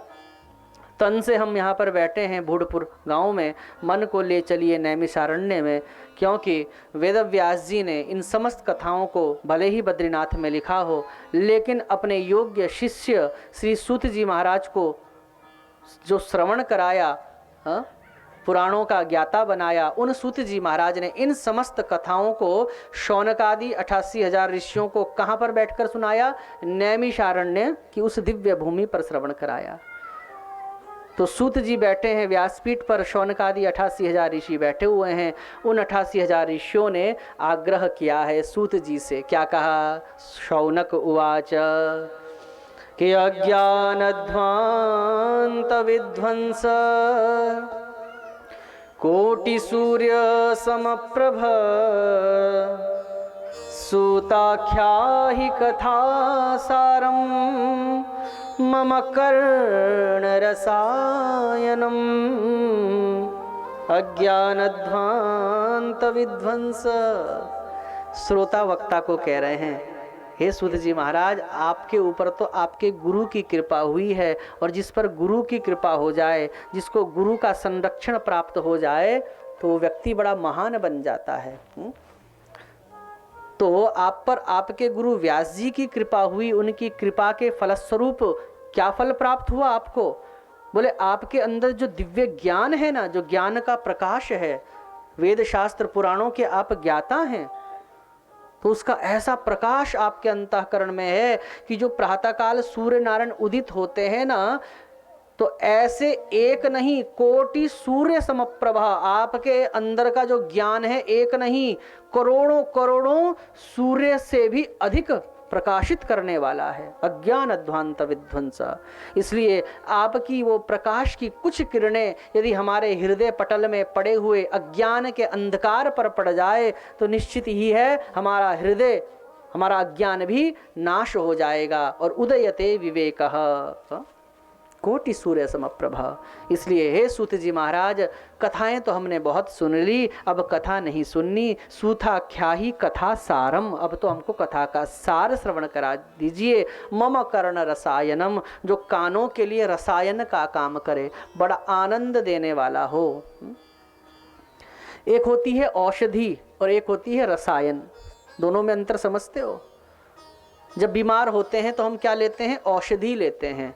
जब तक बीमारी है तब तक लेते हैं, बीमारी समाप्त हो जाए तब थोड़ा ही लेते हो। तो औषधि तो तब तक ही ली जाती है जब तक हम बीमार हैं, लेकिन जो रसायन होता है, आप स्वस्थ हों तो भी ले सकते हैं, अस्वस्थ हों तो भी ले सकते हैं। उदाहरण से समझिए, रसायन मतलब कोई ऐसा पदार्थ, औषधि जैसे गिलोय आदि का जूस, ये सब रसायन ही है। इसको आप स्वस्थ भी ले सकता है, अस्वस्थ भी ले सकता है, ये रसायन है। कुछ दिव्य पदार्थ, ऐसे पेय पदार्थ, ऐसे खाद्य पदार्थ जो अगर हमारे अंदर कोई रोग है तो उसका निवारण कर दे, और यदि हम स्वस्थ भी हैं तो भी आगे रोग होने की संभावनाएं समाप्त कर दे, उसको रसायन कहते हैं। जैसे कि च्यवनप्राश को भी आप रसायन कह सकते हैं। च्यवनप्राश रोगी भी ले, निरोगी भी ले। रोगी इसलिए ले कि रोग ठीक हो जाए, निरोगी इसलिए ले कि आगे रोग होने की संभावनाएं न हो।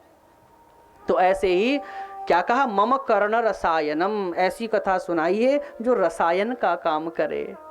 क्योंकि कथा को औषधि भी कहा है। जिसको भव का रोग हो गया, तो उसके लिए कथा औषधि है।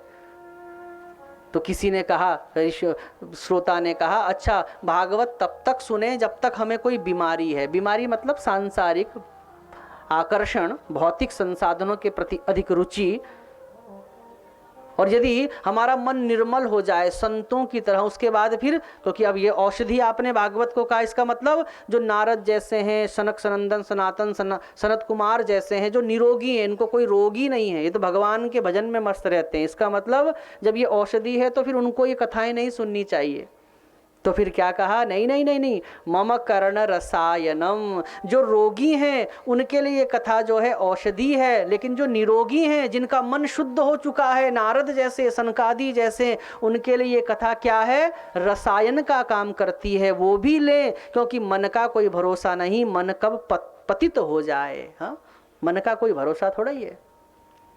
इसलिए जिसका मन क्या है? अशुद्ध है, मन के अंदर जिसकी निर्मलता नहीं है, वो मन को निर्मल बनाने के लिए इस कथा को सुने। और जिसका मन निर्मल है, आगे भी निर्मल ही बना रहे, रसायन की भांति इस कथा को श्रवण करे। मम कर्ण रसायनम। और क्या कहा? श्रेयसाम यद् भवेत् श्रेयः पावनानां च पावनम कृष्ण प्राप्तिकरं शश्वत साधनं तद्वधाधुना। देखो उत्तर भी मिल गया। क्या लिखा है भागवत, क्या है? पावनानाम च पावनम। अपवित्र को पवित्र करने वाली तो है ही, लेकिन पावनानाम च पावनम, जो पवित्र हैं उनको भी पावन करने वाली है, पवित्र को भी पवित्र करने वाली है श्रीमद् भागवत। कृष्ण प्राप्ति करम शाश्वत। इस भागवत का सबसे बड़ा फल क्या है? कृष्ण प्राप्ति करम शाश्वत। ये भगवान श्री कृष्ण की अर्थात उस सत्य स्वरूप परमात्मा की प्राप्ति कराने वाली है। साधनम तद्वदाधुना। सूत जी कहते हैं धन्य है आपका जो कथा के सार के प्रति जो रुचि है। मैं आपको कथा का सार श्रवण कराऊंगा। अच्छा एक बात है, प्रश्न क्या किया था? सूताख्याही कथा सारम, कथा का सार सुनाइए। सूत जी ने तो पूरी भागवत सुना दी। ये तो अपने आप में पूरा एक पुराण है, 18,000 श्लोक हैं। तो सार सुनाने के लिए कहा था, तो फिर पूरा पुराण सुना दिया। बोले कथा जो है भागवत की ये सार ही है। वेदोपनिषदाम सारा जाता भागवती कथा। वेद उपनिषदों का सार ही भागवत है। वेदों को उपनिषदों को ऐसे निचोड़ा, उसका जो रस है ना वही भागवत है। वेदों के क्लिष्ट गूढ़ अर्थ भी बड़े सरल भाव से भागवत में वर्णित हैं। उपनिषदों के भाव सरल रूप में वर्णित हैं। कथा सारम। और तब सूत जी कहते हैं ये भागवत की कथा तो इतनी दुर्लभ है कि जब शुकदेव जी महाराज राजा परीक्षित को 7 दिन में मरने का शाप लगा, सब कुछ छोड़कर शुक्रताल में आए और शुकदेव जी का आगमन हुआ। और शुकदेव जी जब राजा परीक्षित को श्रवण कराना प्रारंभ ही कर रहे थे, देवताओं को पता चल गया। जैसे कि कहीं देसी घी का अगर कोई आइटम बन रहा हो 56 भोग का, तो पता चल जाता है कि देसी घी का आइटम बन रहा है। तो ऐसे ही, और जिसको ना मिला हो, अब जिसके घर में हो तो वो तो लालायित नहीं होगा, लेकिन जिसको ना मिला हो देसी घी, वाह वाह वाह कितनी बढ़िया खुशबू आ रही है, हाँ, वो आकृष्ट होगा। तो ऐसे ही देवताओं को समस्त सुख साधन सुविधाएं तो सुलभ है, लेकिन कथा सुलभ नहीं है। इसलिए जब यहाँ पर शुक्रताल में कथा वाचक और श्रोता दोनों बैठ गए, और तो उसकी खुशबू, उस कथा की खुशबू इंद्र तक पहुंची। इंद्र तक पहुंची। राम राम कथा प्रारंभ होने वाली है, ओहो चलो कर लो डीलिंग। और डीलिंग करने के लिए, विनिमय करने के लिए इंद्र जो समुद्र मंथन से बड़ी कठिनता से, बड़ी जटिलता से, बड़े पुरुषार्थ से, बड़े उद्योग से, बड़े पौरुषत्व से जो अमृत प्राप्त हुआ था, उस अमृत को भी उस सौदे में दांव में लगाने के लिए तैयार हो गए। वो दुर्लभ अमृत जिसके लिए राक्षस और देवताओं में कितना संघर्ष हुआ था, उस दुर्लभ अमृत को स्वर्ण कलश में भर कर लेकर आए और शुक्रताल देवता पहुंच गए। अब देखो ऊपर पहुंचा हुआ आदमी नीचे नहीं आना चाहता, लेकिन कथा के प्रति ललक देखो, इंद्रादि देवता नीचे उतर गए। अन्यथा वो स्वर्ग में रहने वाले देवता क्यों पृथ्वी पर आना चाहेंगे? 2 ही कंडीशन में देवता नीचे आते हैं, या तो पंडित जी मंत्र पढ़ें तो देवताओं को आना पड़ता है, क्योंकि मंत्राधीनम च देवता, अन्यथा अपना लोक अपनी सुख सुविधाएं कोई छोड़ना थोड़ा ही चाहता है। तो मंत्राधीनम च देवता, तो पंडित जी जब मंत्र पढ़े तब देवताओं को नीचे उतरना पड़ता है। और या फिर यही भागवत में दिखाई दिया कि इंद्र आदि देवता अमृत से भरा स्वर्ण कलश लेकर आए और शुकदेव जी को प्रणाम किया। शुकम नत्वा वदन सर्वे स्वकार्य कुशलाः सुराः कथा सुधाम प्रयच्छस्व गृहीत्वैव सुधामिमाम। क्या कहा? शुकदेव जी से कहा, हे महात्मन, आप जो कथा राजा परीक्षित को श्रवण कराने जा रहे हैं, इस कथा को हमें श्रवण करा दीजिए और उसके बदले में ये स्वर्ग का अमृत आप राजा परीक्षित को पिला दीजिए। शुकदेव जी मुस्कुराकर कहने लगे, अरे देवताओं, मुझे न तो इस अमृत से कोई काम, न तुमसे कोई काम, क्योंकि तुम्हारी उपासना कौन करता है देवताओं की, जिसके मन में कोई कामनाएं हो। मेरे मन में कोई कामना नहीं, मरने का मुझे भय नहीं, इसलिए अमृत पीने की भी मुझ में कोई लालसा नहीं। हाँ, अगर तुम लेकर आ ही गए हो तो मेरा ये श्रोता जो बैठा है ना, परीक्षित 7 दिन में मरने वाला, इससे पूछ लो, अगर इसका कोई काम बने तुम्हारे अमृत से तो पूछ लो, डील कर लो। देवताओं ने राजा परीक्षित को कहा, परीक्षित अमृत पियोगे? 7 दिन में मरने वाले हो तुम, मरना कोई चाहता है? इतने लोग बैठे हैं, कोई चाहता है मरना? परीक्षित से कहा कि तुम मरने वाले हो, इस अमृत को पी लो। परीक्षित ने अपने गुरुदेव शुकदेव जी से पूछा कि गुरुदेव थोड़ा सा मैं आपसे एक आग्रह कर रहा हूँ, मैं आपसे निवेदन करता हूँ, जो ये भागवत की कथा है ये क्या देती है, और जो ये अमृत स्वर्ग का है ये क्या देती है। ये भागवत रूपी अमृत है, ये स्वर्ग का अमृत है, दोनों में क्या अंतर है, इसकी परिभाषा मैं आपसे समझना चाहता हूँ। शुकदेव ने कहा, राजन परीक्षित, ये जो भागवत की कथा अमृत है ना, ये दिव्य जीवी बनाती है, ये जीवन को दिव्य बनाती है, और जो स्वर्ग का अमृत है ये जीवन को दीर्घ बनाता है। एक दिव्य बनाता है, एक दीर्घ बनाता है। कथा जीवन को दिव्य बनाती है। और बस इतना कहना था। श्रोता देखो क्या क्वालिटी का रहा होगा, कितनी उच्चावस्था श्रोता की। तुरंत श्रोता ने स्वर्ग के अमृत को धुतकार दिया और कहा कि मुझे स्वर्ग का अमृत नहीं चाहिए, क्योंकि जीवन थोड़ा हो लेकिन दिव्य होना चाहिए। भले ही आपका जीवन दीर्घ हो या ना हो, जीवन भले ही लंबा ना हो, जीवन भले ही थोड़ा हो लेकिन अच्छा हो। हम थोड़ा जिए लेकिन अच्छा जिए।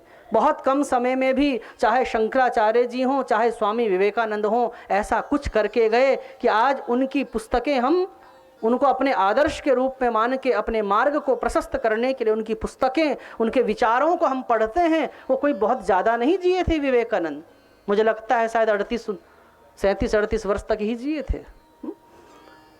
मैं बार बार कहता हूँ, पति पत्नी को कहता है, अरे चाय बनाओ, थोड़ी बनाना, बढ़िया बनाना, हाँ? अरे खाना खाओ, थोड़ा खाओ, बढ़िया खाओ। क्या ये बातें केवल चाय खाने में ही लागू होती हैं? क्या ये जीवन में लागू नहीं होती कि अरे हम थोड़ा जिए लेकिन अच्छा जिए, ऐसा जिए कि जिससे कि अपने परिवार के लिए, अपने राष्ट्र के लिए, अपने समाज के लिए कुछ करके जाएं? या केवल उतना ही जीवन है कि थोड़ी सी प्रॉपर्टी जोड़ी, बच्चों के नाम करी, मर के चले गए? या यही लक्ष्य है? परीक्षित ने कह दिया, जीवन दीर्घ हो या ना हो, जीवन दिव्य होना चाहिए। स्वर्ग का अमृत जीवन को दीर्घ तो बनाता है लेकिन दिव्य नहीं बनाता। भागवत की कथा भले ही जीवन को दीर्घ ना बनाती हो लेकिन जीवन को दिव्य बनाती है। इसलिए उन्होंने क्या चुना? राजा परीक्षित ने भागवत की कथा चुनी है। और वक्ता को भी अपने श्रोता पर बड़ा गर्व हुआ है, और श्रोता का बल पाकर वक्ता को भी मौका मिल गया। शुकदेव जी ने भी लगे हाथ देवताओं को भागते भागते एक बात और सुना दी। अरे देवताओं, सुनते तो जाओ। क्व स्वधा क्व कथा लोके क्व कांचः क्व मणिर्महान ब्रह्मरातो विचार्येवं तदा देवान् जहासः। अरे कहीं कांच में और मणि में तुलना हो सकती है? क्व कांचः क्व मणिर्महान, कहाँ तुम्हारा स्वर्ग का वो अमृत कांच के जैसा, और कहाँ मणिर महान, भगवान की कथा तो मणि जैसी है। और देवता बड़े लज्जित हुए, ब्रह्मा जी के पास जाके शिकायत लगाई, बताओ हम देवता, इतने बड़े बड़े पद पर आसीन देवता, वहां पर गए, सम्मान नहीं मिला, कोई बात नहीं, लेकिन अपमान अलग हुआ। क्योंकि शुकदेव जी ने क्या कहा? अभक्तांश तांश विज्ञाय न ददौ स कथामृतम। अभक्त जानकर न ददौ स कथामृतम, कथामृत नहीं दिया। और ऊपर से एक नाम और जोड़ दिया, स्वकार्य कुशलाः सुराः। अरे देवताओं, तुम तो बड़े स्वार्थी हो, हा? तो ब्रह्मा जी ने कहा कोई बात नहीं, क्यों गर्म हो रहे हो? देवताओं को समझाया, बोले देखते हैं भागवत की कितनी सामर्थ्य है। अगर कुछ सामर्थ्य होगी तो परीक्षित का अवश्य कुछ ना कुछ तो होगा। 7 दिन कथा हुई है और देवताओं ने अपनी आंखों से देखा। 7 दिन कथा के प्रभाव से राजा परीक्षित को भगवत धाम जाते हुए देवताओं ने देखा। देवता हैरान हो गए, इस कलिकाल में इस भागवत से बढ़कर दूसरा कोई तारण का साधन नहीं हो सकता। ब्रह्मा जी ने एक तुलनात्मक एक तराजू लिया और एक तरफ वेद शास्त्र पुराणों को रखा है और एक तरफ भागवत को रखा है। जब उठाया है तो भागवत का पलड़ा भारी हो गया और ब्रह्मा जी ने उद्घोष किया है कि लघुन्यन्यानि जातानि गौरवेण इदं महत् तदा ऋषिगणः सर्वे विस्मयं परमं ययुः। अन्य साधनों को लघु जानकर भागवत की महिमा देखकर ब्रह्मा जी ने उद्घोष कर दिया है कि धन्य है ये भागवत, सबके सब बड़े विस्मय हुए हैं। विस्मयम परमम ययुः। भागवत का ये प्रभाव है। बोलिए श्रीमद् भागवत महापुराण की। सबसे पहले किसने 7 दिन के क्रम में सुनी तो बोले सनक सनंदन सनातन सनत कुमार 4 ऋषियों ने नारद जी को सुनाई। श्रोता ने प्रश्न कर दिया, महाराज नारद जी को तो दक्ष का शाप लगा है, नारदस्य स्थिरस्य च, नारद को शाप लगा है कि एक क्षण से ज़्यादा कहीं टिक नहीं सकते। फिर 7 दिन तक एक जगह बैठकर कथा कैसे सुन ली, क्योंकि जब बैठ नहीं सकते तो कथा कैसे सुनेंगे। हाँ, तो ये बात हमको बताइए। तब बताया कि नारद जी एक बार बद्रिकाश्रम जा रहे थे। बद्रिकाश्रम में सनक सनंदन सनातन सनत कुमार 4 ऋषियों से भेंट हुई। नारद जी का चेहरा लटका हुआ था और तब नारद जी के उस लटके हुए चेहरे को देखकर सनकादियों ने कहा, अरे संत का चेहरा मुखमंडल तो ऐसा होना चाहिए कि अगर कोई उदास हो तो संत का चेहरा देखकर प्रसन्न हो जाए, लेकिन तुम्हारा चेहरा तो ऐसा लगता है गत वित्त यथो जनः, जैसे कि किसी कृपण का कोई धन छिन गया हो। क्यों इतनी उदासी है? नारद जी ने अपनी उदासी का कारण बताते हुए कहा, नारद उवाच कि अहम तो पृथिवीं यातो ज्ञात्वा सर्वोत्तमामिति पुष्करं च प्रयागं च काशीं गोदावरीं तथा। कि एक बार जब मैं देवताओं के पास गया तो देवता लोग पृथ्वी लोक वासियों की बड़ी प्रशंसा कर रहे थे कि देखो हम लोगों को कथा नहीं मिलती। जैसे कि विनीत जी जानते हैं, अगर परेड ग्राउंड में कथा करानी हो तो सरकार से परमिशन लेनी पड़ेगी, साउंड की परमिशन लेनी पड़ेगी। अभी प्रेमनगर बाजार में कथा हुई तो सबसे परमिशन लेनी पड़ी, बिना परमिशन के कथा नहीं कर सकते। तो ऐसे ही क्या लिखा है, स्वर्ग में कथा कराने की परमिशन ही नहीं है। सत्ते स्वर्गे च कैलासे वैकुंठे नास्त्ययं रसः अतः पिबन्तु सद्भाग्या मामा मुंचत करहिचित। अगर कोई सोचे कि कथा, अरे हम पैसे वाले हैं कभी भी कथा करा लेंगे, नहीं। इंद्र से ज्यादा पैसा है क्या? लेकिन वहां पर पैसा होने के बाद भी कथा नहीं है, पंडाल लगाने की परमिशन ही नहीं है। सत्य लोक अर्थात ब्रह्मा जी के लोक में भी नहीं है, स्वर्ग में भी नहीं है। जो भगवान शंकर कथा के इतने प्रेमी हैं, च कैलाश है, वहां भी पंडाल लगाने की परमिशन नहीं है। अच्छा, बैकुंठ, भगवान नारायण की कथा बैकुंठ में तो हो ही सकती है, बोले नहीं। वैकुंठे नास्त्ययं रसः, अयं रसः वैकुंठे भी नास्ति, ये रस वैकुंठ में भी नहीं बहता।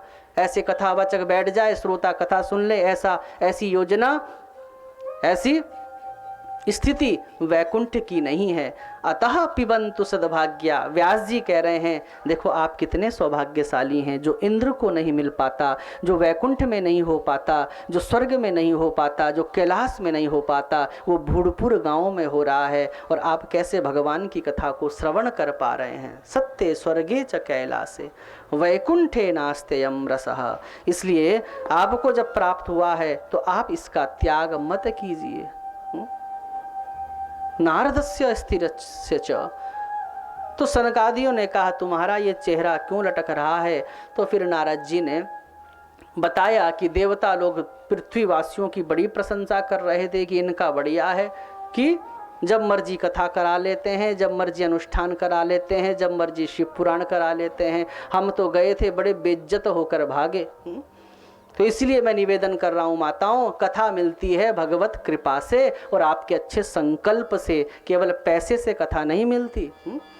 एक बार कोई एक व्यास जी हैं, पूज्य रमेश भाई ओझा जी, उनके मुंह से मैंने एक दृष्टांत बड़ा अच्छा श्रवण किया था कि एक ने पैसे की अकड़ में कथा तो करा ली, तो कथा करा ली, क्यों नहीं हो सकती पैसे से?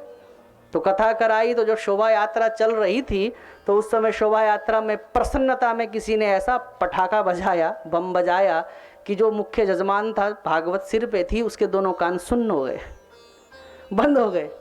और 7 दिन तक लोग आते, सबने कथा सुनी, लेकिन वो जजमान सुन ही नहीं पाया। उसके कान कभी ऐसे करता, व्यास जी के लिप जैसे होता है ना, वो गूंगों का समाचार आता है, तो कुछ उसको भी ऐसा लगता, वो देखता, लिपसिंग से मिलाने की कोशिश करता कि शायद कुछ समझ आ जाए। उसको समझ आया ही नहीं, इतना सब कुछ बेकार चला गया। सबने कथा सुनी, वो कथा ना सुन पाया, और पूर्णाहुति के बाद जब प्रसन्नता में फिर किसी ने पटाखा बजा दिया तब कान खुले। बोलो राधे राधे। तो ये तो एक उदाहरण है, लेकिन कहने का तात्पर्य अतः पिबंतु सद्भाग्य, आप सद्भागी हुए हैं, आपको मिला है, इसलिए इस कथा का त्याग न करें। तो नारद जी कह रहे हैं, पृथ्वीवासियों की देवताओं के मुंह से बड़ी प्रशंसा सुन के मेरा मन हुआ कि आज चलो पृथ्वी के गोले का भ्रमण किया जाए, क्योंकि नारद जी के पास सभी लोगों का वीजा है, पासपोर्ट वगैरह है उनके पास, वो सारे गोले में घूम लेते हैं। तो आज नारद जी का मन हुआ कि आज पृथ्वी के गोले में घूमा जाए। नारद जी आ गए, लेकिन जैसा सोचकर आए थे ऐसा कुछ देखा नहीं। क्या कह रहे हैं, मैं पृथ्वी में गया सबसे श्रेष्ठ गोला मानकर, पुष्करम च प्रयागम च, पुष्कर गया, प्रयाग गया, हरिक्षेत्रम कुरुक्षेत्रम, हरिद्वार गया, कुरुक्षेत्र गया, श्रीरंगम साउथ की तरफ भी गया, सेतु बंधनम रामेश्वरम आदि गया, लेकिन एवं आदिषु तीर्थेषु भ्रममाण इतस्ततः क्या देखा, बोले ना पश्यम कुत्रचित् शर्मा मनस्संतोषकारकम कलिना धर्म मित्रेण धरेयम बाधिताधुना।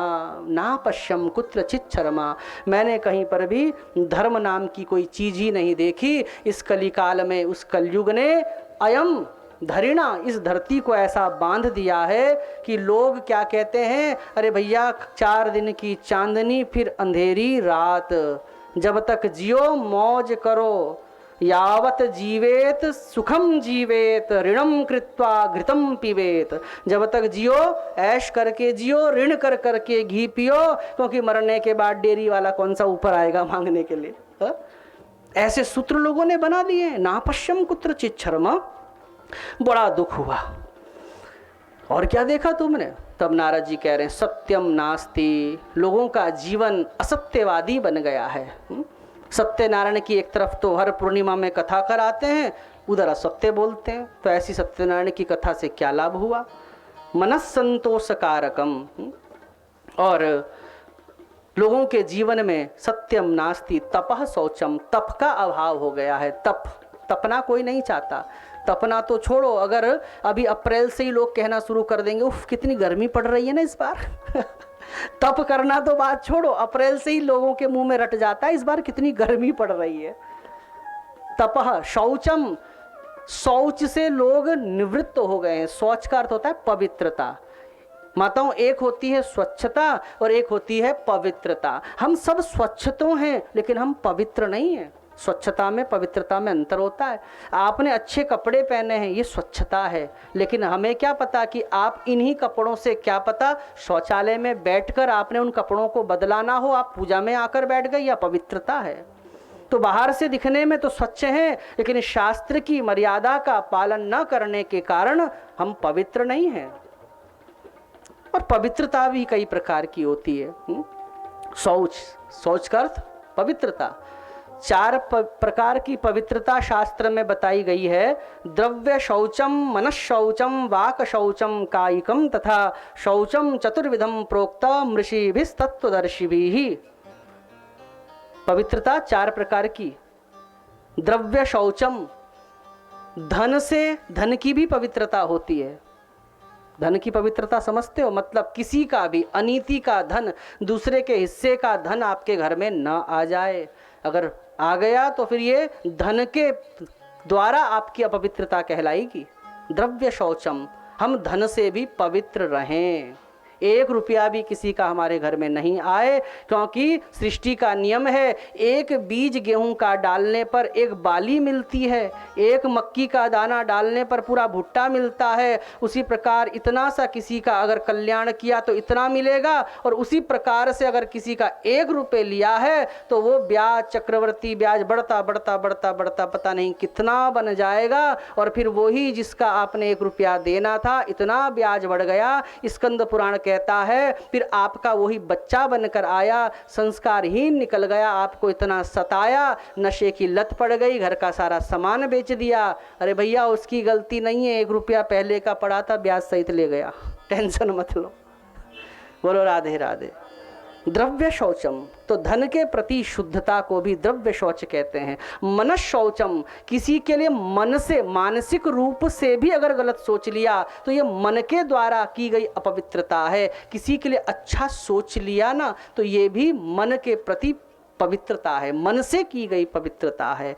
मनस शौचम। वाक शौचम, वाणी से अच्छा बोलो। अगर वाणी से कटु शब्द निकलकर अगर किसी के हृदय को आघात पहुंचा तो ये वाणी की अपवित्रता है। कायिकम, तथा और शरीर नहाना नहीं, धोना नहीं, शरीर को प्रतिदिन स्नान आदि न करना, ये शरीर की अपवित्रता है। तो नारद जी कहते हैं ना पश्यम कुत्रचित क्षरम सत्यम नास्ति तपः शौचम दया दानम न विद्यते। बोले सब लोग जी रहे हैं क्यों? उदरम भरिणो जीवा वराकः कूटभाषिणः। बस कमाओ, खाओ, पियो, अपना पेट भरो, परिवार का पालन पोषण करो, खूब बढ़िया पैसा जोड़ो, बैंक बैलेंस करो और एक बढ़िया मकान बनाकर पोर्च में एक गाड़ी खड़ी हो जाए। बस यही हमने जीवन का लक्ष्य बना लिया है, इससे आगे हम कुछ सोच ही नहीं पा रहे हैं। नारद जी कह रहे हैं उदरम भरिणो जीवा। शास्त्र की दृष्टि देखो, आज जो घट रहा है वर्षों पूर्व लिख दिया गया है। तरुणी प्रभुता गे है, घर में स्त्री का ही साम्राज्य चल रहा है। कन्या विक्रयणो लोभात, शादी को लोगों ने सौदा बना दिया है, शादी को लोगों ने एक आडंबर बना दिया है, शादी को तो लोगों ने, धनाढ्य लोगों ने एक शक्ति प्रदर्शन बना दिया है कि भैया उसने लाख खर्च किया, हम करोड़ करेंगे, हम अरब करेंगे। तो शादी क्या हो गया है? एक अपना शक्ति प्रदर्शन सा हो गया है। शादी में कुछ ऐसी ऐसी नई नई रीतियां ऐसी निकल पड़ी हैं जिससे कारण गरीब लोगों का बड़ा नुकसान होता है, क्योंकि कुछ चीज़ें कंपलसरी हो गई हैं। किसके कारण? धनाढ्य लोगों के कारण। उन्होंने परंपरा चलाई, पहले बढ़िया दाल भात आदि बनता था, नीचे बैठकर सब बढ़िया खाते थे, है ना। बस यही तो होता था कि कोई अमीर है तो थोड़ा सा एक आधे आइटम बढ़ जाते थे। लेकिन आजकल चाउमीन, टिक्की, आइसक्रीम ये इतना कंपलसरी हो गया, उसका नुकसान किसको उठाना पड़ता है? गरीब व्यक्ति को, जो केवल दाल चावल में भी शादी कर सकता था। लेकिन अब उसको भी अनिवार्य हो गया कि इन सब का अगर इस प्रकार का आडंबर नहीं करेगा तो लोग कहेंगे अरे उसकी शादी में गए थे, वहाँ तो कुछ भी नहीं था, ना चाउमीन थी ना टिक्की थी। तो इसी और इशारा करते हुए नारद जी क्या कह रहे हैं? नारद जी कह रहे हैं कन्या विक्रयणो लोभात, शादी को लोगों ने सौदा बना दिया है। दंपति नाम च कलकनम, पति पत्नी में आए दिन झगड़ा, आए दिन क्लेश। ये सब देखकर नारद जी कहते हैं मैंने सोचा जाता हूँ वृंदावन, वहाँ पर भगवत भक्तों का दर्शन होगा। लेकिन वहाँ पर मैंने देखा एक स्त्री रो रही थी, उसके बगल में 2 पुत्र पड़े हुए थे। मैंने उसका परिचय पूछा, उसने अपना परिचय बताते हुए कहा अहम भक्ति ख्याता इमौ में तनयो मतो, मेरा नाम है भक्ति और ये दोनों मेरे पुत्र हैं ज्ञान वैराग्य। नारद जी ने कहा अरे ऐसी वैषम्यता क्यों? माँ जब बूढ़ी होती है, बच्चे जवान होते हैं, यहाँ पर बच्चे बूढ़े हैं और माँ जवान है, ऐसा क्यों? तो फिर भक्ति देवी ने कहा अरे बूढ़ी तो मैं भी हो गई थी कलयुग के प्रभाव से, लेकिन धन्यम वृंदावनम तेना भक्तिर नृत्यति यत्र च। लेकिन जैसे ही मैं वृंदावन आई, मैं भक्ति देवी तो जवान हो गई, लेकिन मेरे ये बच्चे अभी भी बूढ़े ही बने हुए हैं। नारद जी को कहने लगी अरे नारद जी कुछ तो कर दीजिए, मेरे बच्चों को जीवित कर दीजिए, ये तो मृत प्राया हो गए हैं। देखो केश कैसे इनके श्वेत हो गए हैं, मुख में कैसी झुर्रियाँ पड़ गई हैं। नारद जी ने कहा अभी कर देते हैं।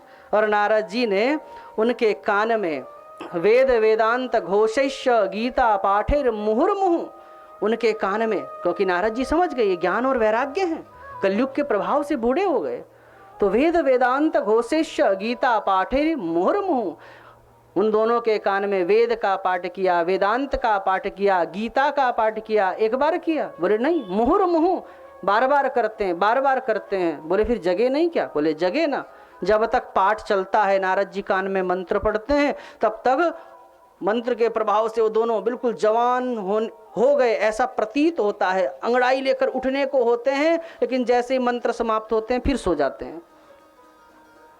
अब हमेशा मंत्र कौन पढ़ता रहेगा? ओहो, नारद जी समझ गए कलयुग का इतना बड़ा प्रभाव, मतलब लोगों के अंतःकरण में ज्ञान और वैराग्य का अभाव।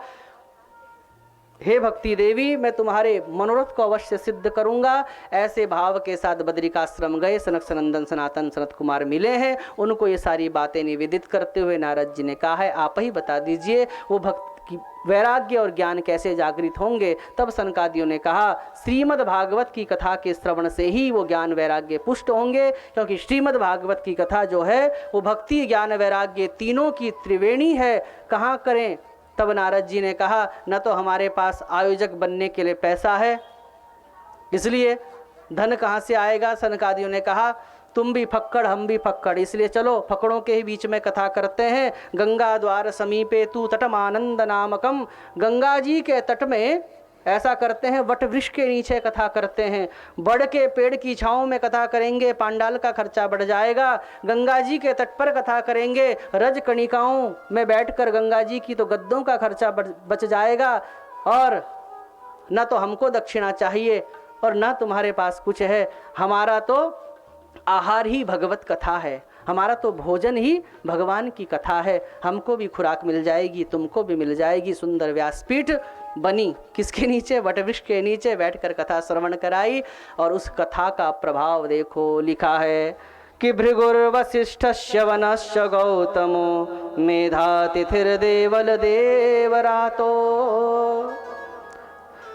कंदराओं में बैठे हुए जब भृगु वशिष्ठ च्यवन गौतम आदि को पता चला कि अरे वहाँ कथा हो रही है हरिद्वार में, सब के सब बद्रिकाश्रम की गुफाओं से निकलकर हरिद्वार पहुंच गए हैं।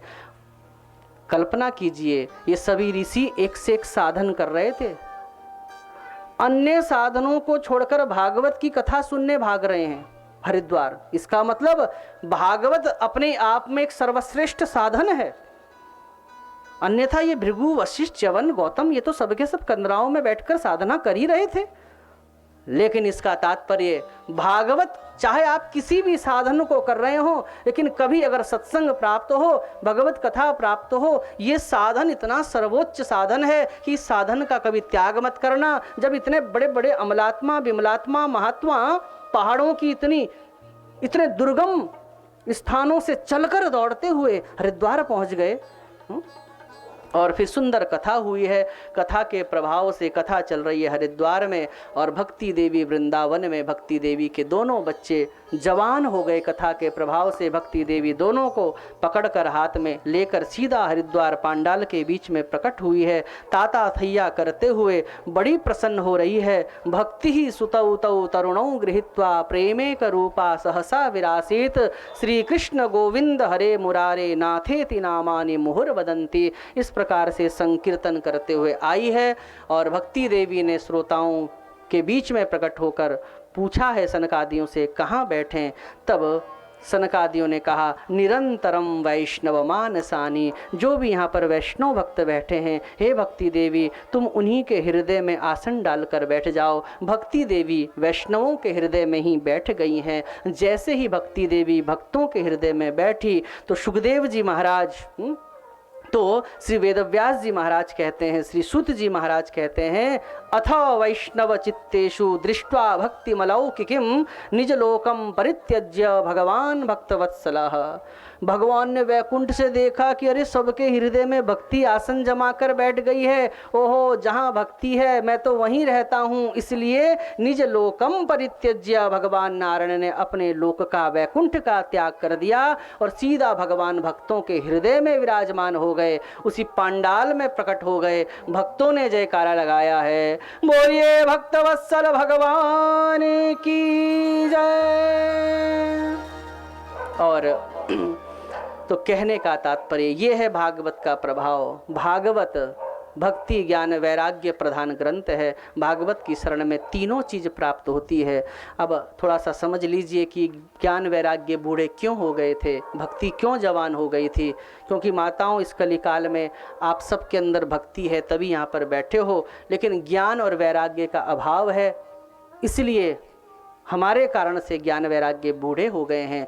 भक्ति के ही बेटा हैं ज्ञान वैराग्य। अगर आप भक्तिवती हैं तो अपनी भक्ति में ज्ञान का भी मिश्रण लाइए। मतलब भक्ति है आपके अंदर तो आप पूजा करती हैं, पाठ करती हैं, लेकिन आपके अंदर ज्ञान भी होना चाहिए कि कौन से देवता की पूजा किस पद्धति से करनी चाहिए, कैसे पूजा करते हैं, कैसे श्लोक पढ़ते हैं, कैसे ध्यान करते हैं। क्योंकि अगर ज्ञान का अभाव होगा तो आपकी भक्ति बाँझ कहलाएगी, क्योंकि भक्ति के ही तो बच्चा है ज्ञान और वैराग्य।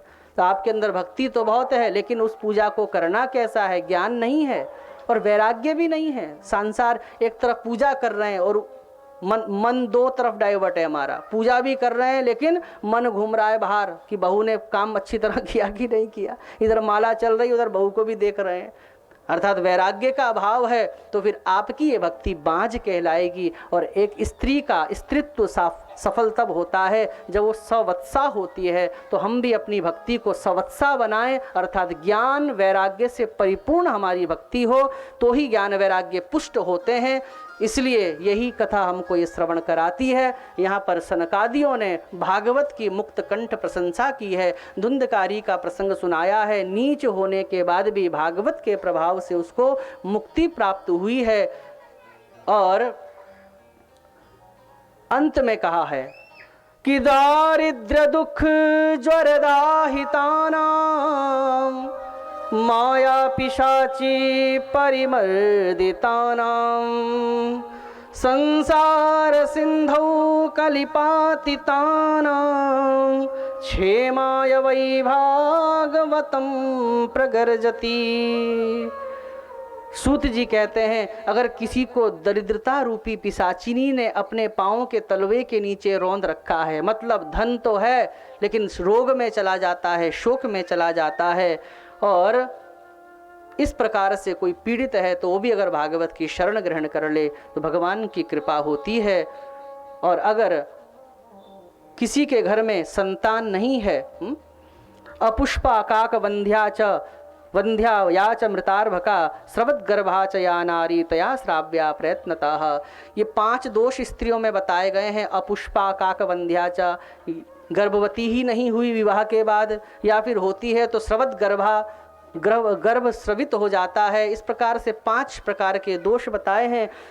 कुल मिलाकर अगर कोई संतान से वंचित है, तया श्राव्या प्रयत्नतः, ऐसी स्त्री अगर प्रथम दिन से लेकर अंतिम पूर्णाहुति तक भागवत से जुड़ती है सच्चे भाव से, श्रद्धा से, तो भगवान की कृपा होती है और उसके आंगन में भी सुंदर किलकारियाँ गूंजने लगती हैं। ये भागवत का प्रभाव है। और इसी के साथ भागवत के दोनों महात्मा को हम प्रणाम करते हुए विश्राम प्रदान करते हैं। आज की कथा को यहीं पर विश्राम, और वृंदावन अपने मन को ले चलें कि हे वृंदावन धाम, हे बिहारी जी की तपस्थली, हमारे अंदर भी भक्ति ज्ञान वैराग्य का जागरण हो। इस भावना के साथ आज की कथा का विश्राम।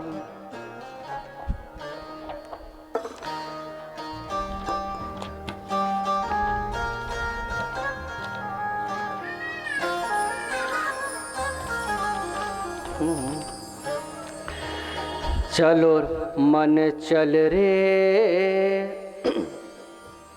मन चल रे,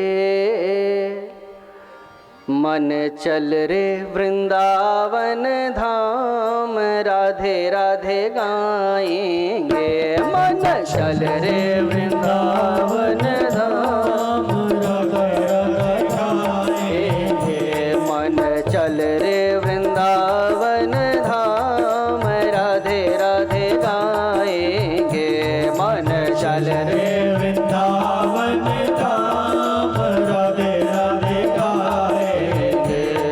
ओ राधे राधे गाएंगे, श्यामा श्यामा गाएंगे। राधे राधे गाएंगे, श्यामा श्यामा गाएंगे। राधे राधे गाएंगे, श्यामा श्यामा गाएंगे। राधे राधे गाएंगे, श्यामा श्यामा गाएंगे। राधे राधे गाएंगे, श्यामा श्यामा गाएंगे। राधे राधे गाइए, श्यामा श्यामा गाएंगे। ओ राधे राधे गाएंगे, श्यामा श्यामा गाएंगे। राधे राधे गाएंगे, श्यामा श्यामा गाएंगे। मन चल रे, मन चल रे वृंदावन धाम, राधे राधे गाएंगे। मन चल रे वृंदावन धाम, राधे राधे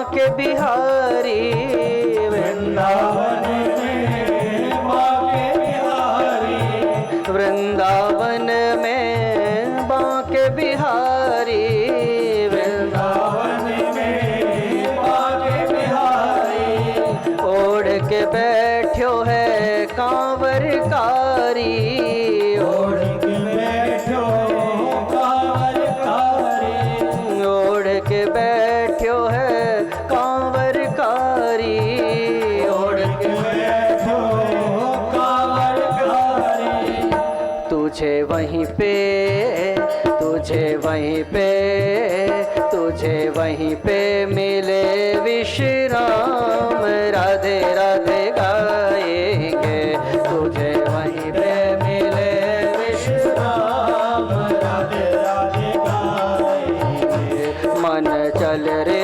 वृंदावन धाम राधे राधे गाएंगे मन चल रे वृंदावन धाम राधे राधे गाएंगे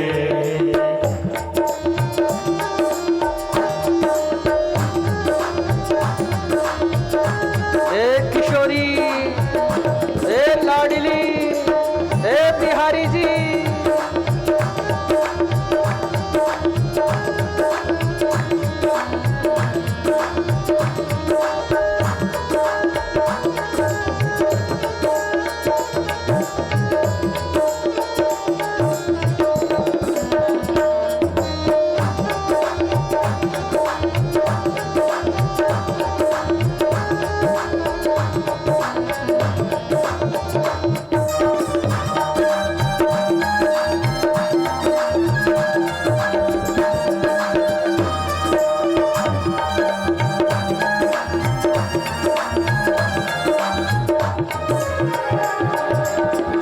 वृंदावन में यमुना किनारा वृंदावन में यमुना किनारा वृंदावन में यमुना किनारा वृंदावन में यमुना किनारा निर्मल शीतल बहती धारा निर्मल शीतल बहती धारा निर्मल शीतल बहती धारा निर्मल शीतल बहती धारा तुझे वहीं पे तुझे मिल जाए हो तुझे मिल जाए हो तुझे मिल जाए श्यामा श्याम राधे राधे गाएंगे तुझे मिल जाए श्यामा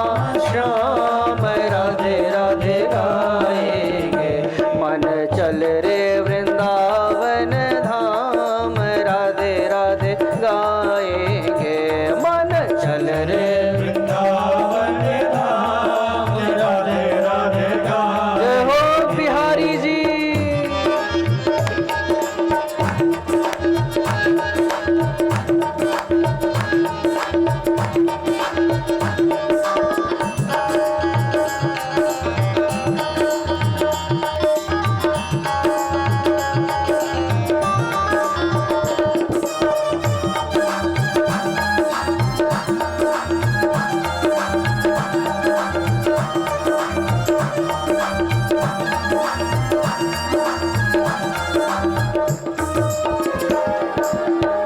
श्रीनिधिवन जी की शोभा है न्यारी श्रीनिधिवन जी की शोभा है न्यारी जो वृंदावन गए हैं निधिवन का दर्शन किया ही होगा, जहाँ पर बांके बिहारी जी जहाँ पर प्रकट हुए हैं, जहाँ आज भी भगवान रास रचाते हैं और रास रचाने का प्रमाण भी भक्तों को देते हैं।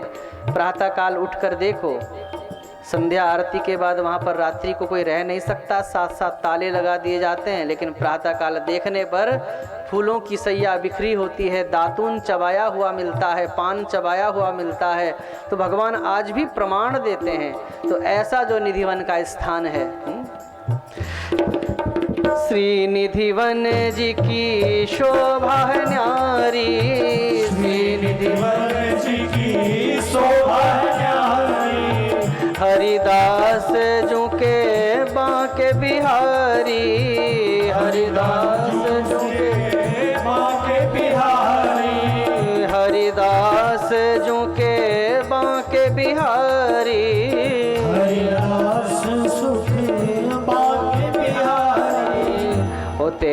बन जाए, तेरे बन जाए, तेरे बन जाए बिगड़े काम, राधे राधे गाएंगे। तेरे बन जाए बिगड़े काम, राधे राधे गाएंगे। मन चल रे वृंदावन धाम, राधे राधे गाएंगे। मन चल रे वृंदावन धाम, राधे राधे गाएंगे। जय हो।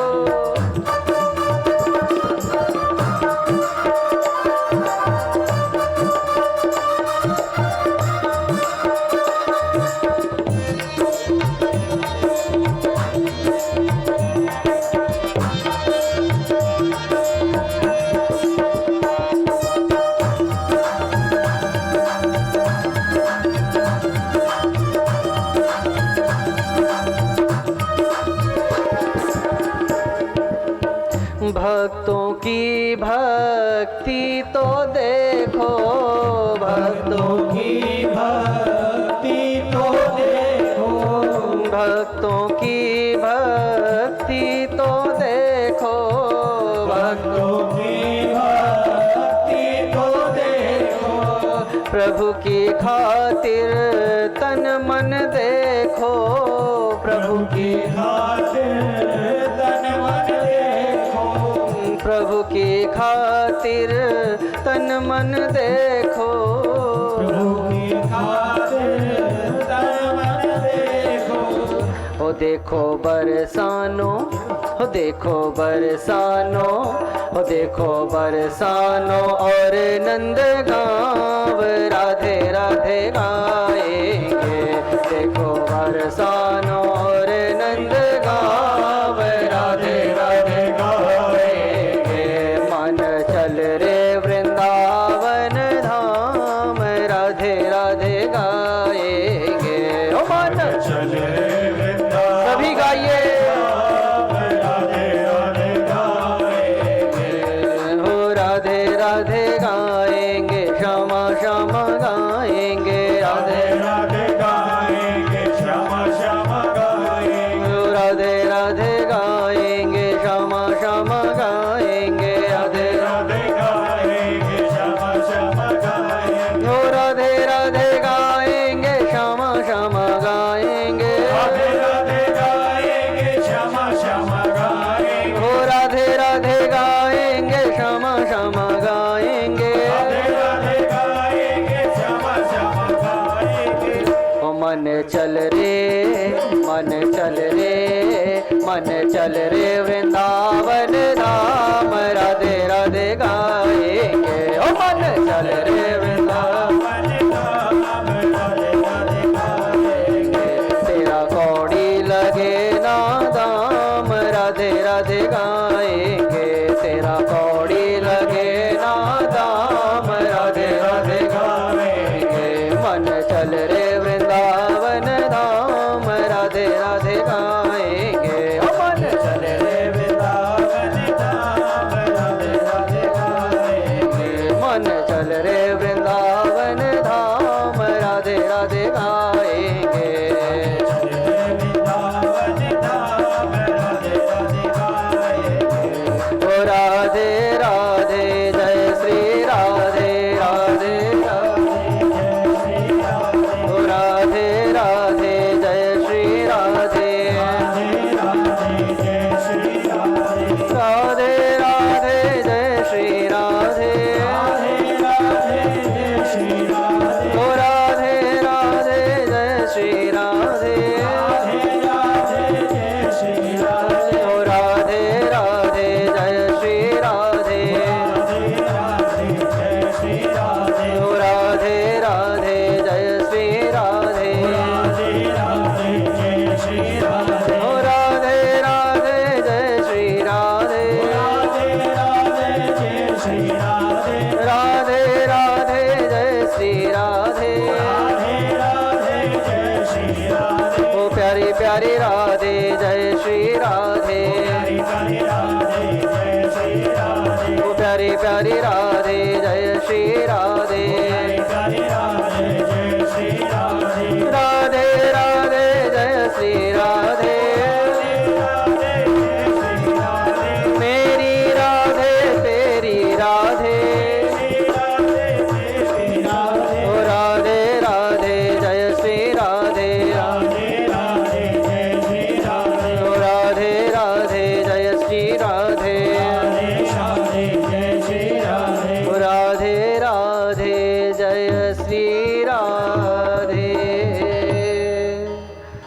मन चल रे ओ मन चल रे वृंदावन धाम, राधे राधे गाएंगे। ओ तेरा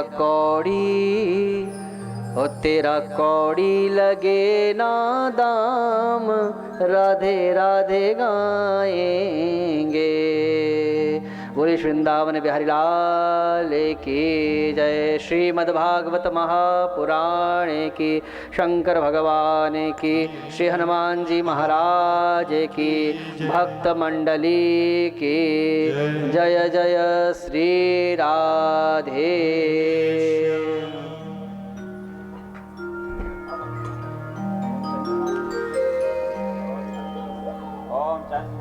मनसो जातक चक्षुः सूर्यो वजाय दासोत्राद्वाय च प्राणचमुखादग्निरजायत।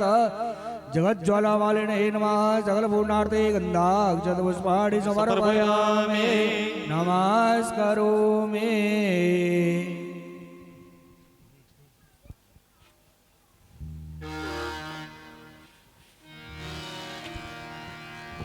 हे गिरधर तेरी आरती गाऊं, बाके बिहारी तेरी आरती गाऊं, बाके बिहारी तेरी आरती गाऊं, बाके बिहारी तेरी आरती गाऊं, आरती गाऊं प्यारे तुमको मनाऊं, आरती गाऊं प्यारे तुमको मनाऊं। यशोदा के लाला तेरी आरती गाऊं, बाके बिहारी तेरी आरती गाऊं। मोर मुकुट माथे पे सोहे,